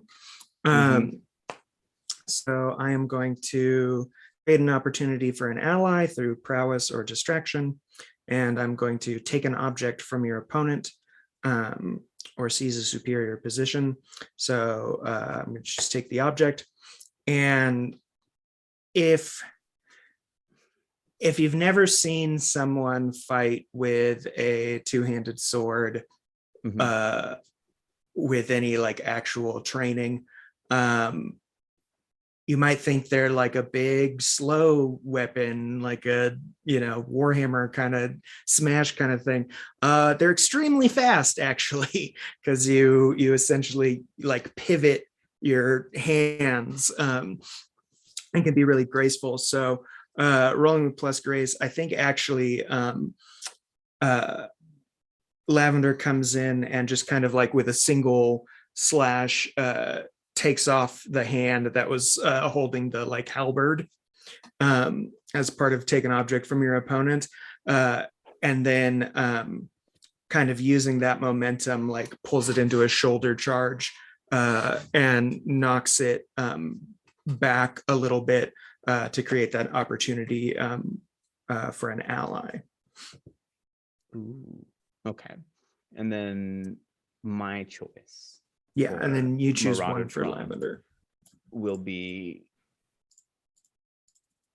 to flirt or provoke your opponent and gain a string on them. So this Maraudertron, just gives a sly little wink, staggers back, handless, right? Reaches into like a little torso compartment and replaces the hand with a hook real quick. It's just like a right. And then you hear the like a cutoff, right? Because this whole time the automated Fear Maraudertron, give up your loot has been going off. That has stopped for all 3 of them actually. And then the Maraudertron gives you a quick scan, says, another Iron Gate Flamberge to add to my collection, and begins to advance on you with their well actually no you so there, they gain a string. But what opportunity? Like who would you like to create an opportunity for? I mean, I figure I would make an opportunity for Lynette to do magical girl stuff. So yeah, you've created some distance between you and the Maraudertrons by shoving this one back. It kind of like, staggered, but now it's basically in the middle of like attaching this thing and being threatening. Lynette, what do we got? Okay, so Lynette is going to come out, and she's got her little like cane sword, and she's going to spin around a couple of times and then hit a whistle note and then hold it as long as she can. And if I roll well, I basically want to like fuck with these robots, like, I don't know, kind of like psychic damage but for robots. Okay. So okay. I'll roll. Oops. What kind of, do you have a playbook move that could cover that, or are you thinking that's more of like a fight? I was trying to decide between fight or like defy disaster. I'm thinking it's it magical. might be more defied. Yeah, I Yeah. think it might be more defy disaster. So yeah, I want to do that. So tight. This is great. And what is it that you're willing to sacrifice in this game? What am I willing to sacrifice? It's part of defying disaster. If it goes Okay. wrong, we'll buy it. Yeah, poor Edna. No, her voice. Oh. She it's might like she powerful holds enough. it too long, and so for the rest of the fight, she can't use her voice. Okay. And she has to like text people when she wants to talk to them. What do we? Oh goodness me! What are we rolling with? Okay, here we go. Rolling with I'm gonna do spirit because it's magical. Love it. Absolutely. Yeah, and so that is a 13. Oh, absolutely. You Mariah Carey. perfectly. Yeah, absolutely. The note is pitch perfect, as the movies are called. And it disrupts the She's doing one of audio. these. Yes, absolutely. Gosh darn it. Disrupts all the audio sensors on these the receptors, right, on these old robots, and they're all just like even the one that's snuck up on Edna, you can see like their circuits kind of frying out and stuff, and they're all just like Nil, what are you up to during all of this? Yeah. Nil is not carrying a weapon. And Nil is the weapon. She's I don't know. been kind of staring at these marauder bots a little strangely since they appeared. And she's simply going to walk forward and approach one of them. Okay. As you approach, it's just completely like disoriented. It doesn't even like recognize your approach because it's still trying to like recalibrate itself and get back online. I am Nil Epsilon, designation companion. What is your purpose? As it kind of gets a hold of itself, it's able to reconnect. You hear like some little things reattaching in its voice box. Does Maraudertrons exist to maraud? Elaborate. We require additional components to modify and improve our bodies, chassis, everything, and ships. So we take it. You harm people in pursuit of your purpose. Harm is unnecessary if people give up their goods before the harming begins.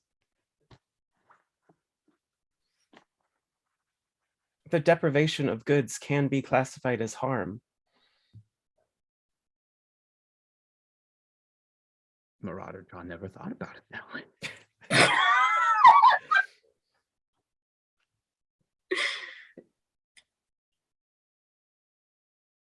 It sort of like looks at its companion Trons. Fellow marauders, we may need to reclassify harm a huddle is necessary, and they begin to like they huddle up for a minute. You hear a lot of modem noises. They're speaking in their own tongue. They don't want the meat bags to overhear. But Nil, you hear every and understand every single part of the argument conversation. It's very quick, right? It's like 30 seconds, but the amount of debate that is gone back and forth and the information conveyed is like just immeasurable, right? It would take humans probably like weeks of like, I don't know, committee hearings to reach the same kind of a conclusion. They all kind of look back up, and then they look at the four of you. There's the four of them, and they say harm is within acceptable tolerance levels. But Neil, you already knew that's what they were going to say. And you just hear a recommence marauding, and well, here we are again.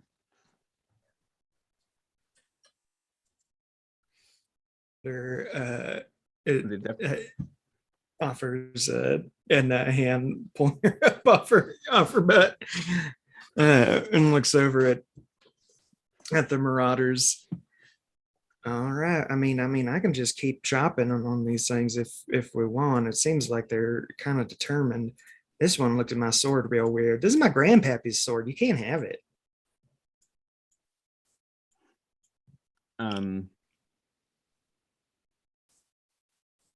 Yes, I can. No, they're not even. They're repeating their little Theo Maraudertron. And there's an addendum to the message now. It's like apologies for any harm caused by loss of belongings. We are not responsible for any liabilities that make. There's a whole disclaimer. Fear Maraudertron, we are not responsible for any marauding. Maraud at your own risk. Be marauded at your own risk.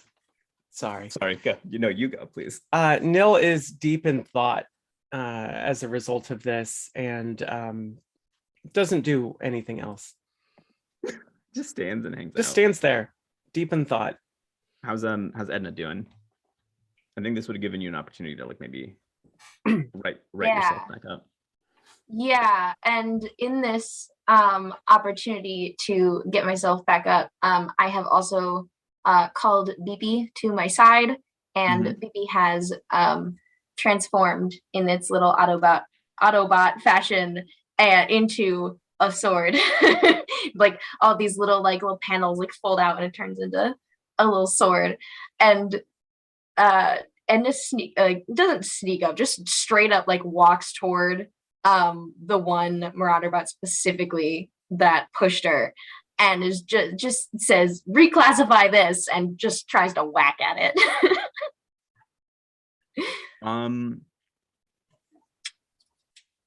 Yeah, I think you just cut it in half. It's Wonderful. just we're not even gonna fight it. It's just it's busy trying to like you come, you sneak, and then the other three just sort of like back up. And I don't even know that her little robot is a sword, and now it is. So y'all might want to rethink your priorities. a little like a light, like the light on the light on top of a police car, the little like round ones, not the big strip, like the long ones, right? Like an old timey one. They kind of like pop up out of the head of each Maraudertron, and a red light just starts going off and spinning. And they just start like, it's another automated like pre-recorded message. Alert, leader has been destroyed. Elections are necessary to redesignate leader. Return immediately. And then they start They got a like really walking elaborate system back into their ship. And like the drill bit that they kind of walked out of closes up, but the ship hasn't left. It's like still there. You can only imagine another heated debate is happening inside of there. But the sort of like, they rush, right? And they're big beefy robots. Not beefy, metally. Clunky. They've got organic muscles just Ugh. loose on their bodies. It's We're fine. not- We know what you Oh meant. God. Oh no. Very, very clunky, very, yeah, pretty thick for robots. So their quick movement rattles the Lady Steel Wind again as it sort of like shifts. You can feel it shifting down, but there's just very quickly, and there's like a snag again, and you're now more or less and at like a 90-degree angle again, like parallel, perpendicular. Your level. Thank you. Oh, thank you so much. That's literally the word I was looking for.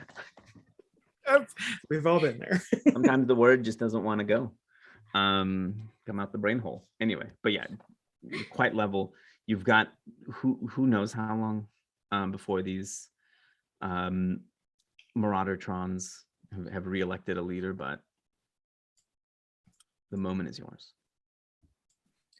Edna or Neil, y'all have any idea about what does it kind of do about this? I mean, even if they all decide that they don't want to be Maraudertrons anymore, I think if they back this drill up, it's probably going to be bad for all of us in here, because I'm pretty sure someone was telling me about like space being not good They the other seem day. So content to be Marauder bots. The instructions over the intercom suggested that we head to the escape pods. You know, What do you you- mentioned the hole that ship might leave. I think I saw some duct tape in a hall closet. You think we should try to close it up first? sweetheart, we have used a lot of confetti, and a lot of things have been replaced with confetti. And I don't know if we necessarily have the amount of duct tape necessary to replace this, to do sort of like a wall installation real fast. In the background, real Lynette's fast. just taking selfies. And they're kind of Nice. slumps. Okay, I guess you're right. She texts, what if, like, I got elected their leader? Are you asking me to find a way into this foreign spaceship? If they are using our Wi-Fi, we may be able to hack it. And One of then them we has just get the all the helmet thing. Lismores to vote for me.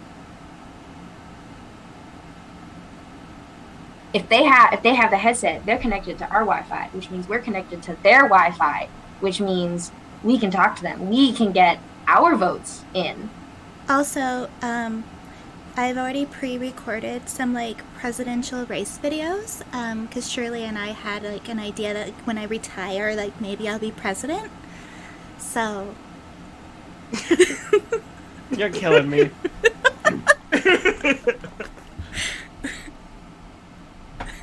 why not? She's definitely smarter than Trump. Oh, that's great. Brilliant. So I guess I want to find another one of the headsets and try to like tap into it, like connect to the thing. You do have Nil, who is automatically connected to it. That's as well. true. I think it'd be helpful to have Edna help as well, so Okay. Neil can play interface. Mm-hmm. It's Yeah, you I want- imagine the way we're working on this together is we're just like holding hands. Edna, I'd say yeah. With your having glanced at that map, you can tell where like the nearest like maintenance alcove is here in this hallway, and you're just like able to like bust the wall, like pry it open, and yeah, there's like another fresh set of those system admin headsets there. We'll call Nice. them. And then can I use nature's touch on Nil to kind of like help like with the process? Is that how that works? I don't know. Because Nil it says Fancy. when you touch someone, let the power of the natural world flow into them. Roll plus spirit, and then 10 plus they choose 2. And then it also says 7 to 9 choose 2, which makes me think I copy and pasted it wrong. But there's like things that could help. Would it be like an assist roll of You some are a kind? techno witch. Yeah. So like the natural world would be like The techno. Wi-Fi. I got it.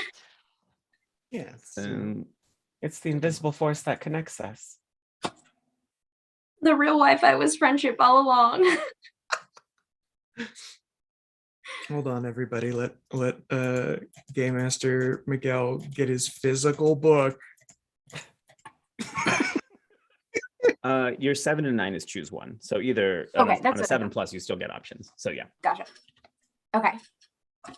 Can I do that as kind of like just an assist roll to like let Nil do her thing and connect in, or I would say, yeah, why not? okay. Let's just do it. Okay, cool. Well, I guess Nil doesn't really have any conditions marked. Well, I would say with this, the second option there, they gain the ability to speak with plants and animals for the rest of Okay. the scene. Is just we're just going to interpose. Is enhancing Nil's ability Okay. to communicate via the onboard network. Gotcha. And it's Gotcha. gonna bridge. It's gonna let Nil infiltrate the network Okay. of the others, and then you get to choose another one if you get a 10 plus. So that's exciting too. Okay. Okay, that works. Haha! I got a 9, so I get to choose one. I'm gonna choose. I'm gonna choose that second one. Yeah. So Nil, as long as you're on board, Edna will interface with you using these techno witch abilities and this little headset. Is there any like soldering involved? Like, is there any like kind of stuff, or is everything just being done via the Wi-Fi? Is it just like a networking thing? I'm thinking it's more network, because if I have a headset, then it wouldn't Mhm. necessarily require like physically tapping in. Okay, type. No. Yeah. You do so, and then Nil, you're able to enter the Marauder-tron's like virtual town hall, in like an observer mode. You're in there like anonymous user 4 or whatever, right? When you like log into someone's mural board.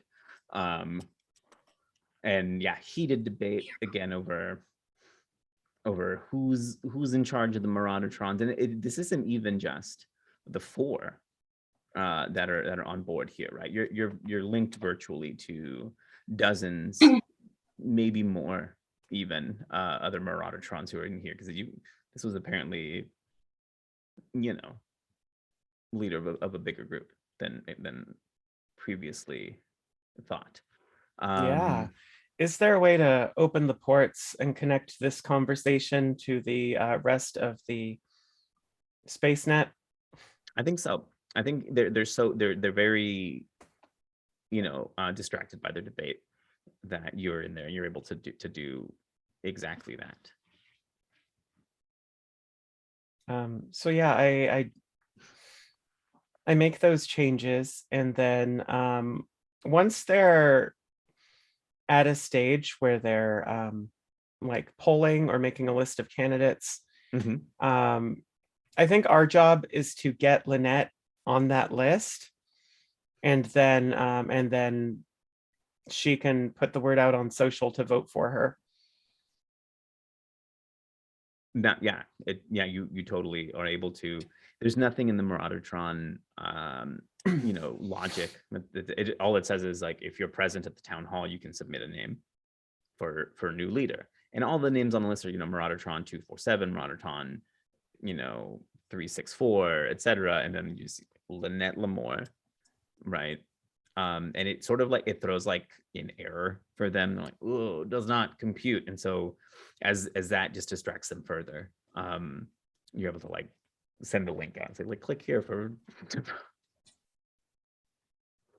and I think that reaches Edna, and then Edna, I think you're able to relay that to Lynette to send out to the masses.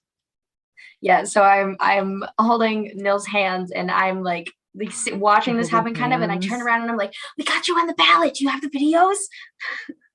Yeah, so what Shirley sends out is it's a video of Lynette, like makeup toned down but still really long eyelashes, in like a red, white, and blue suit, power suit with a skirt, but it's a pleated skirt, and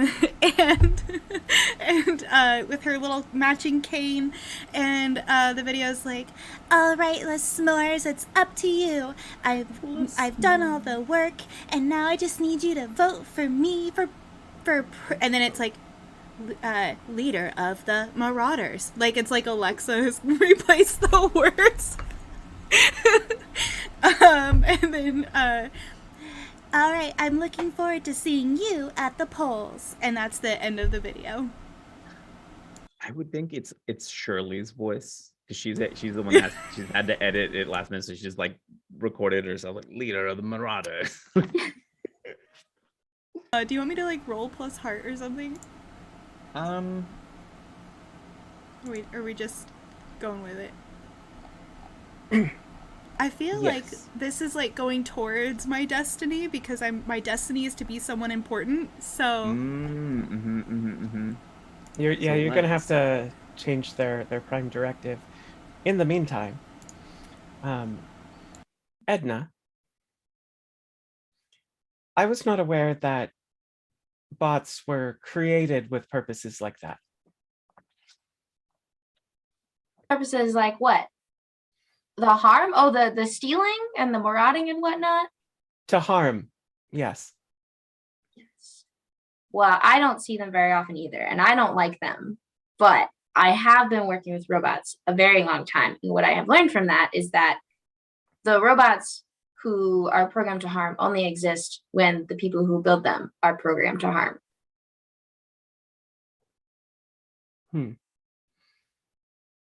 I'm confused by something. What? These Marauder bots, their purpose is to harm, and they are good at their purpose. I am bad at my purpose, but I would nonetheless consider myself much above a Marauder bot. This doesn't add up. Well, I would consider you much above a Marauder bot too. Thank you, Edna. In this moment, you realize that you are still holding hands.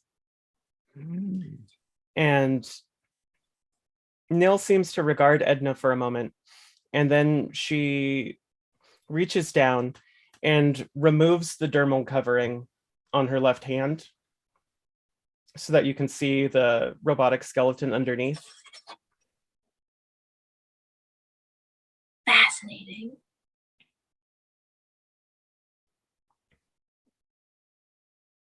I'm just like interested.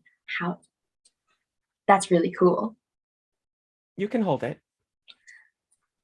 I'm just gonna like let go of the other hand and just like with both hands on either side, like a little robot hand sandwich. Do you prefer it this way?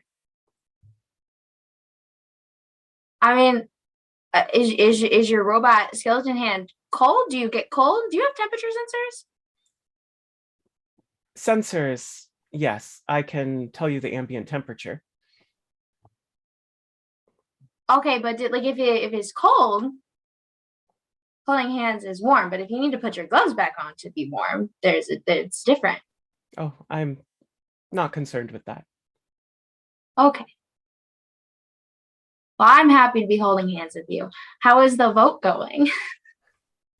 Oh no, this is so much more interesting. As you express that, you and I are going to exchange strings. Ooh. How does that work? How do we do that?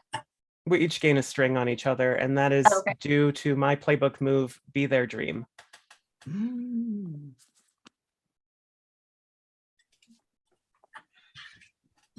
Gay. Beautiful. I love it.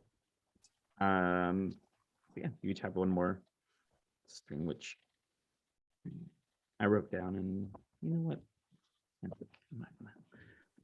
We're all good. Back to Lynette. Yeah, with the vote. Sorry, that was great, y'all.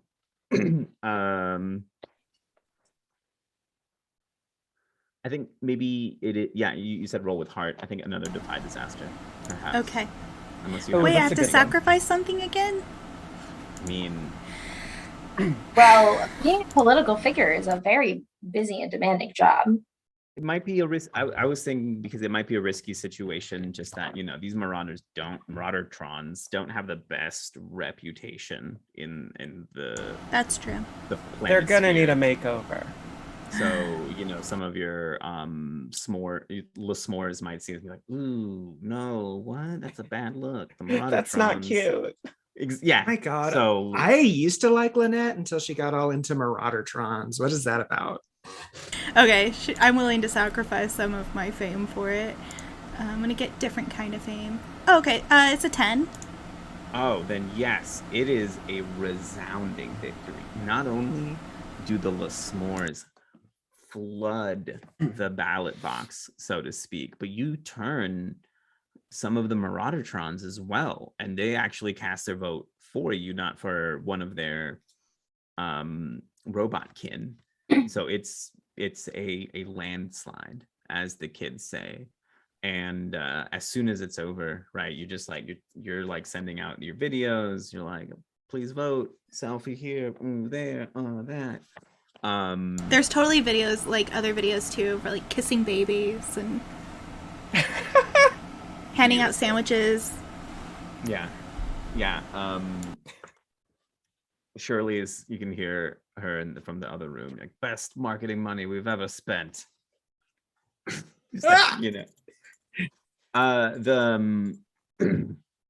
the drill ship, right?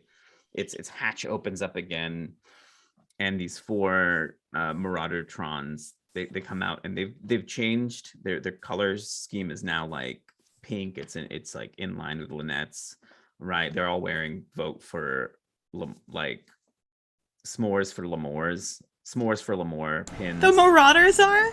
Yeah. Yes! Yeah, like I told you, like, some of them ended up voting for you too, because you had such a resounding message. And they come out, and it's just like one of them from the voice box, you just hear the like old-timey Warcraft 2 ready to serve noise, like it like found like a deep file, you know, like a really old file with it. And they're here to do whatever you want. Lynette still can't speak, so she's going to Oh no, you successfully pulled off your other roll. So you never. Oh, I didn't have to you only sacrifice something if you lose? Right. Oh, this whole time I've been texting. Well, in that case, like, she would have recorded her own voice. Maybe you just had to rest a little. Yeah, she was Yeah. she was doing vocal rest. Yeah, that's what it was. So Lynette says, as your leader, I'm going to give you a new designation. That is my rule number 1. Yeah. And What is our designation? you are no longer Marauder bots. Now you are S'mores bots. That's your first. That's my first rule. Yeah, they'll happily agree. And my second rule is that your job is no longer to maraud, but to go around and making things better for everyone by doing nice things. You see them, like, some lights go off in their little visor displays, and there's like a little status bar that's filling up, and this is like downloading maintenance bot protocols. And as soon as it's done, they go about beginning to repair the damage that they created. Yes. All Perfect. throughout the ship. Best way to deal with bots ever. I love this. Yeah, so then as that starts happening, she's just like, Shirley, can you supervise this while I go and talk with my friends? Shirley's on top of it. Sal, she's like found a bed for Sal, and has actually like put made a splint for her too. And Suede is busy painting Sal's toenails, which Sal never lets them do. But right now, since Sal's can't do anything about it, right? Amazing. And Shirley's like, yeah, I'll oversee the whole thing. And then you see like on her visor, there's just like, you know, like just tracking movements or like different Maraudertrons, making sure they're doing the right thing. It's like, all right, you bolt buckets, don't let me catch you doing any shoddy workmanship. We've got a whole elevator to fix. Well, where do y'all head? I guess I'm the leader of the Lismore spots now. Do you think I can still be a pop star and do that at the same time? Well, I mean, I reckon it doesn't really take much on your part. So, I mean, yeah, you can still be a pop. Honey, you'll always be a pop star. She just sighs real big.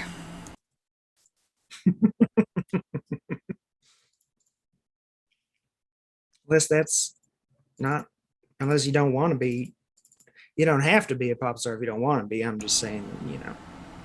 But what else am I going to do? I'm really only good at like 2 things. I've never been good at a single thing in my entire life, and I still keep going. That's not true. Look what you did with the sword with the door, and then you fought a bot, Sure. and you're always I like did. really observant, and you notice things, and you make comments about them, and Yeah.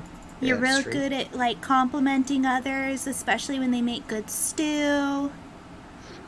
I mean, yeah, that is true. I feel And- like that's more of like on the stews part because it's so good. But I get what you're saying. And you're good at describing what a maypole is. Well, thank you. Yeah, I mean, I suppose that is a kind of area of expertise on my part. That is, you know, well, yeah, you know, and I mean, if a simple, bumpkin from the gate can, achieve all these great things, I think whatever you want to set out to do, I think you can do a great job at it. The gate. I think I'm gonna give the pop star thing like 2 more years. Okay, that's fair. What are you going to do after that? You got a lot of people here. I mean, what are you going to do with your sort of like entourage? Well, I don't know. I was hoping that I could like buy a cute little house somewhere where like people don't know who I am. Maybe I could like let Suede go do their own thing and like let my natural hair color grow back out, and maybe people won't recognize me as easily. And then I was hoping Shirley would just come with me because I can't really live without her. And in a cottage somewhere, and then maybe I could be like a librarian or something boring like that. Sure, yeah. I don't really know what a librarian is, but I already kind of established like, I mean, you can do whatever, so it doesn't really matter what it is because I believe you could do it. What do you want to do, Lavender? What do I want to do? I don't know. Kind of just keep bopping around, figuring out what's going on out here outside of the Iron Gate and meeting all kinds of different people and trying to figure out what I want to be and who I want to be and how much of that really involves the opinion of anybody else, You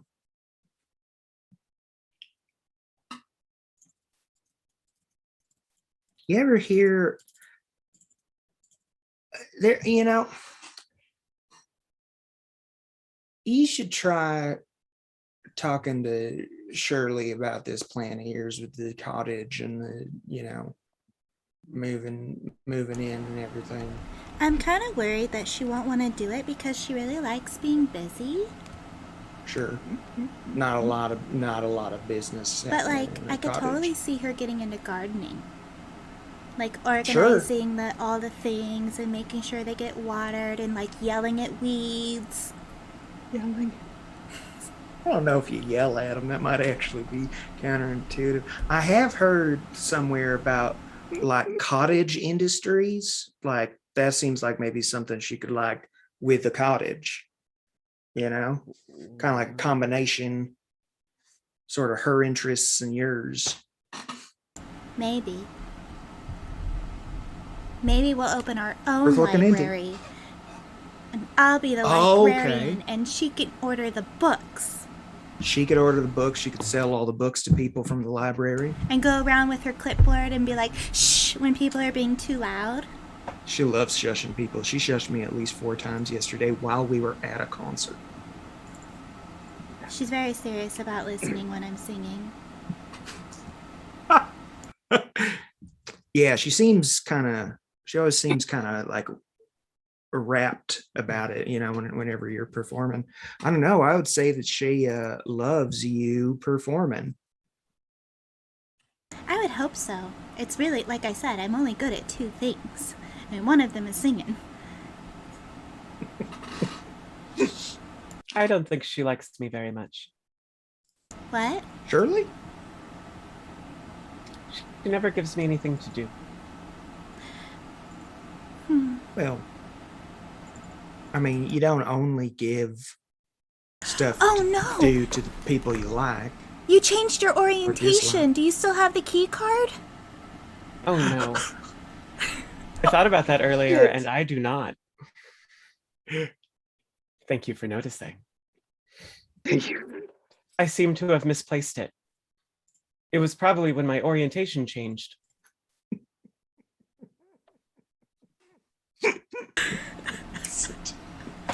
That's a good callback. Sorry, I interrupted you, Alice. I couldn't. No, popped you in know my head. that's so worth it. Yeah, Lavender looks around like the area at the various just debris and also like an uncomfortable amount of confetti. No, there's still Yeah, so much. I don't know if we're gonna find a small card roughly the width and length of a cut of confetti in all of this. It's fine. Kind of like a needle in I a will haystack calm situation. Shirley down. It will be fine, Nil. And Nil, Shirley's like, here's the thing. I told Shirley not to give you things to do because I wanted you to spend more time thinking about yourself. So it's not that she doesn't like you. I just asked her not to give you jobs anymore. Why would you do that? Because I think that you pay more attention to what others need and not at all what you need.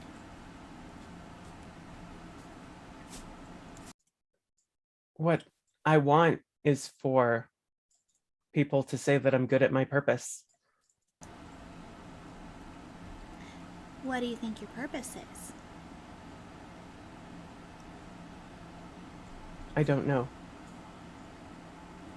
What if your purpose was to make the people in your life happy? How do I do that? By being yourself, because we all love you for who you are now.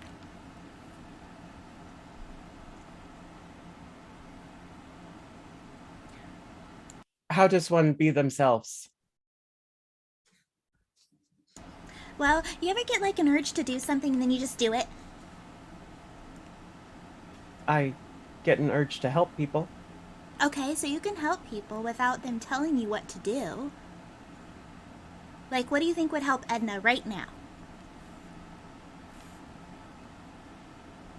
If you look over, Edna is like just like jumping between a few different robots, like just like making small upgrades so that they can like hold the broom better or whatever, because she no longer feels bad about updating their systems when they are, you know, not trying to rob the elevator.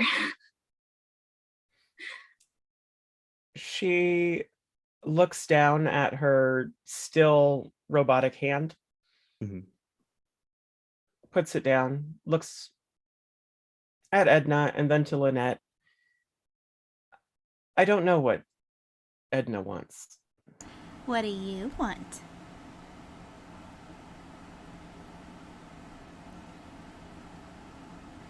A pained expression crosses Nil's face.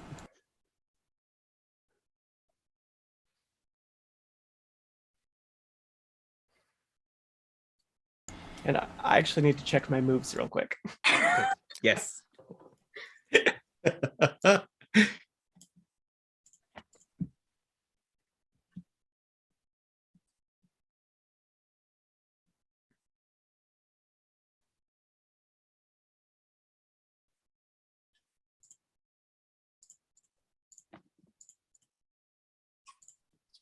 She's deep in thought for several minutes, just reflecting over what she's experienced and learned today. Lynette's taking selfies again while you're thinking. Yeah, because we just met the criteria for Tangled Up, which gave me an insight. And then for each insight advance, I need to answer the question, what have you recently discovered about yourself that makes you proud to be you? And then Nil gets an upgrade. So, what makes me proud to be me?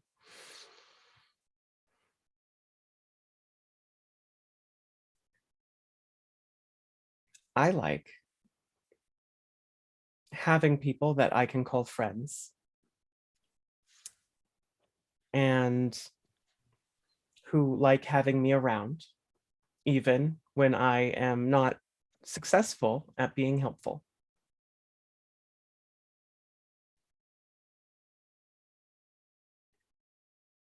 Does she say that out loud? She does.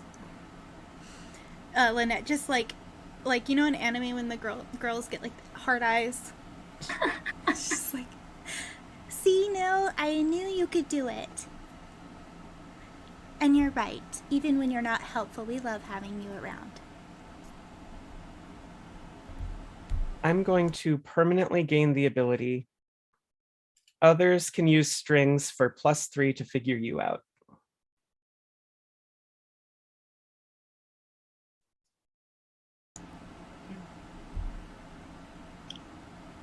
So can I like do that, game master? Can I like try to figure Nil out? Sure. Oh, that's fun. You do have strings on me. Yeah, I do. Mm-hmm. And so what do I? Okay, where is this? You roll at? plus wit, and if you use a string, you get an additional +3 to your roll. That's good because you know I think I have like a negative to my wit. Okay. Roll. Okay. Okay, no, I don't have a negative, so that's good. It's just 0. So that total is, and it's +3. Mhm. Then it's 8. Cool. So you get to ask 2 of the questions under figure person out, but then they get to ask one of you as well. Oh, nice.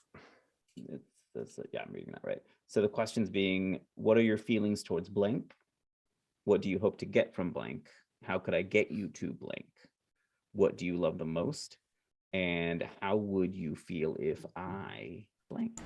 So Lynette's going to ask, I want to know what something Nil loves, and then I want to know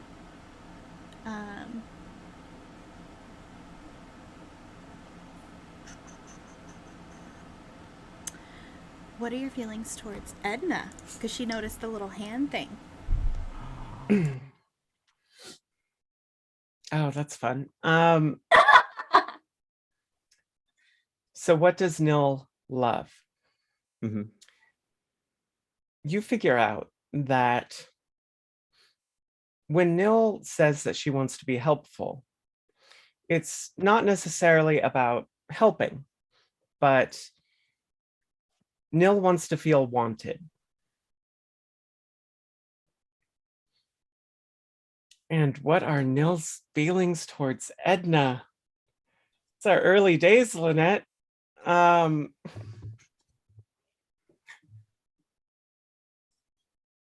Nil's not sure, but she appreciates the ways that Edna makes sense to her, and she enjoys Edna's attention. That's both gay and neurodivergent. I love it. Lynette goes, I think that you should spend more time with Edna because I think that you're going to learn more about yourself if you do. I think that's the right path for you. But don't hang around her to be helpful.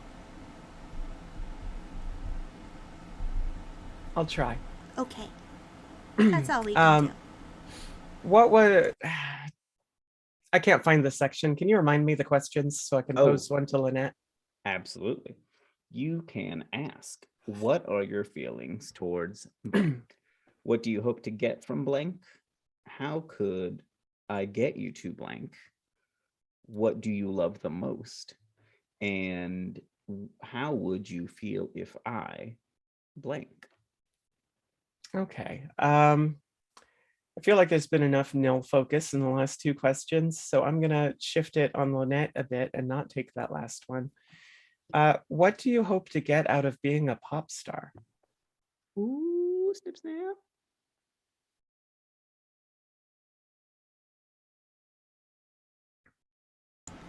So, like I always talk about how like I'm only good at two things. And like one of them is singing and the other is just like being pretty. Like those are the two things I'm good at. And like I'm not really good at anything else. And so really it was just about like having a job, and then like the fans, when I started having fans, like that felt really nice and made me feel good, and like I was doing something good, and then I could use my fame to like help people. And so I have, like I've sung at retirement communities, and I've like donated money to orphans, and like all these different things. Yes, and you saved the ship. I did. I became the leader of the Lemoore spots. You must be proud of what you accomplished today. I mean, yeah, but I couldn't have done it without Shirley. She's the one who had the idea that I should run for president someday, so I wouldn't have had those videos already made if it weren't for her.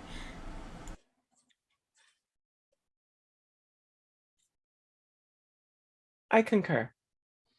And Nil is going to glance back to Edna and then walk over in that direction and like just kind of casually like pick up her toolbox and follow her around. Did she take the skin off her hand? So it's not like real skin. You do know that Nil's an android, right? No, yeah. Do you know what an android is, Lavender? Yeah. Okay, you tell me what it is. I'll tell you what it is. I have this like thing.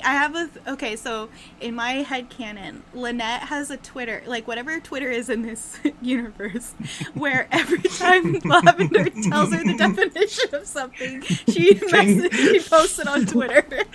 Things my Lavender says. Yeah. That's so good. Oh my god. They are fooled by my dermal layer. Yeah, it's like a, so if you got like a, a lady and she's with her mind can connect to stuff, and then, It is simply polymer. Okay. You can touch it if you want. Yeah, I mean, okay. And Lavender just like holds out a hand and just like very gently like touches your cheek. It's Okay.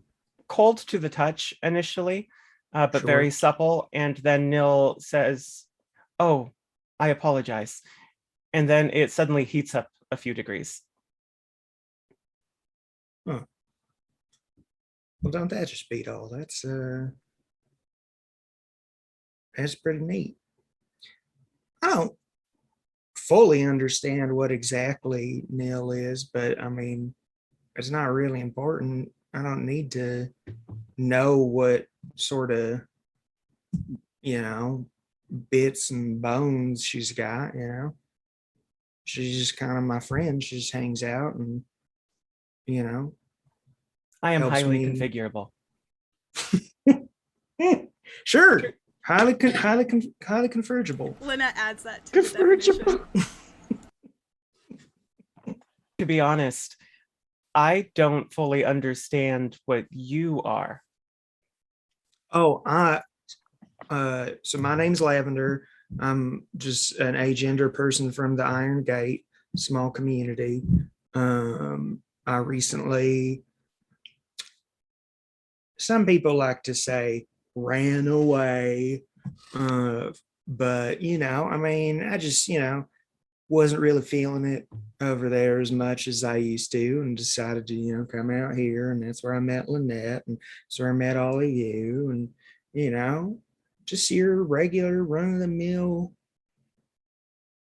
you know, Iron Gator. Gator? Living a Okay. life. So as y'all, as you're, you know, hanging out, chatting, really, you know, deep diving into each other's past and everything, the Marauder Trons, sorry, the Lasmore bots, Nailed it. Decepticons. are right. Are tinkering away, repairing the Lady Steelwind, and you feel this lurch, but this time in like an opposite direction, and your ascent begins to continue. Like you're actually making progress back up into orbit. By this time, you've all figured out you're the only ones left on the Lady Steelwind. The head attendant abandoned, you know, like hit her own. The escape pods. Everyone else found an escape pod. Half of the attendant bots even left on escape pods. That was the message you got from the medical bots, that they were like, they were piecing out as well, you know. However, Shirley is still adamant, Lynette, that you are going to be doing your final performance, that you're getting paid for this, that it's happening. And as you reach, you know, the end of your ascent, the Lady Steelwind is locked into place by the evening, and you know your concert begins, albeit a much smaller in-person crowd this time, but it's you know the most diehard of the Lasmores who stayed and refused to get on an escape pod, plus all of the Marauder bots have come to tune in to cheer you on. So the Lasmores bots, as well as your digital audience, and as your show begins, right? You're kind of in this covered dome now, not the regular place you were before, but like you're in a dome on top of the Lady Steelwind. So like you've got like all of space just out there as your backdrop, and then the little blue and green earth beneath you, and off to the side you can see, and then the effect that was promised, right, is a big digital rainbow that is projected from the Steelwind surface down, or like from the bottom down into the earth. But the Lasmores bots have had time, you know, in their tinkering of the vessel, they installed some upgrades to this projector as well. So when the rainbow is cast on the earth, it actually is so wide that just like it covers the whole surface from this side, right? And there's like a video, like a image projection of you within the beams of the rainbow as you're singing and putting on your show and everything. So you're able to perform for the entire world. As the world, you know, as the rotation of the earth happens, more people come into view of your rainbow and of your show, and your popularity among the people of the planet soar, as does that of of your friends as your adventures aboard the Lady Steelwind and your winning over of the Maraudertrons to turn them into your own loyal S'mores bots has, traversed the nets, etc., fade to black. Thank you so much, everyone, for joining us here on TTRPG for Rain-Bos, a very special one-shot of Thirsty Sword Lesbians, where we did also raise $150 for Equality Nice, Texas. hell yeah. So let's hear it for y'all, the amazing folks at home who tuned in, had fun with us, and helped us support an amazing cause. I am blown away. Thank you so much. I have been Miguel, your game master for the evening. You can catch me around the internet at Miguel_Classico on the Twitters, on the Instagram, if you like pictures of burritos and my dogs. You can join me Saturday on the Initiative Order. We'll be participating in a one-shot, part of their all day cool fun. I forgot the name of the event. It's an all-day fundraiser for the Trevor Project. So come tune in 7 p.m. Central Time if you can catch me playing some D&D. I will roll it over to Ellis. Hi, my name is Ellis Smith. I use they, them pronouns. You can find me on, what's it called? Twitter, at Hekvetica, HEKVETICA, where I mostly write about and design tabletop role-playing games, and pretty. I don't know if I'm allowed to talk about that, so I'll just skip it. That's fine. I will pass it over to Dana. I am Dana Ebert. I am a TTRPG writer, game designer, and voice actor. You can check me out on social media at Mistress Dana RPG. This was a lot of fun. Thank you so much for coming and watching us. Thank you, cast. Thank you, Game Master.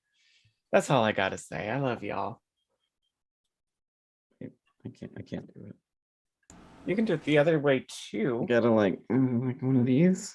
Yeah, like one of these. I love it. And I'm I'll gonna practice popcorn it over to Kelsey. Hello. Hi, I'm Kelsey. I'm also the communications director for the lovely Twitch channel you see us on right now, TTRPG. You can find us as a channel on Twitter as at TTRPG_TEA TRPG_.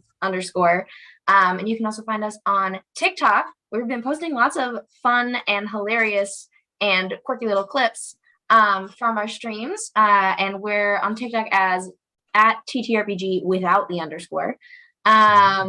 And we also have a game this Saturday, and buffering noise while I look up the description of it that I have written down from something else, definitely. The show is called The Contaminated. And I have the description somewhere.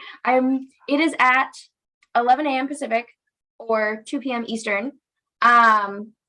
And I found the description. It's called The Contaminated. It is a game run by Morshadi with an all Latinx cast where all the players are angel hunters. And that is very cool. We're on episode 3, I believe, for this weekend. So make sure you tune in, check that out. As for me personally, you can find me on the internet in all sorts of random places on Twitter as at crochet_BBY. You can also find me on TikTok and at TikTok as crotchety old woman with the underscores, the same way that it is in the Twitch chat here. And I just do a lot of different stuff. So you'll have to keep an eye on my Twitter to find that out. And to talk about the other shows we have coming up, I'm going to pass it over to our wonderful channel director, Nikki. Hello, I'm Nikki. I use she, her pronouns, and I am our producer, creator, all of the things at TRPG. That's TEA TRPG. Obviously, you're here, so you already know that. You can follow me everywhere I want to be found. I keep almost slipping back into Lynette voice. You can find me everywhere online as halfling_Nikki. That's Nikki.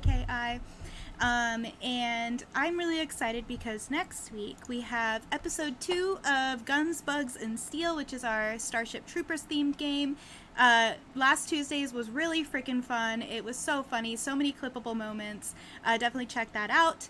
On Wednesday, we have Dead or Alive, which is Max's tropical zombie thriller.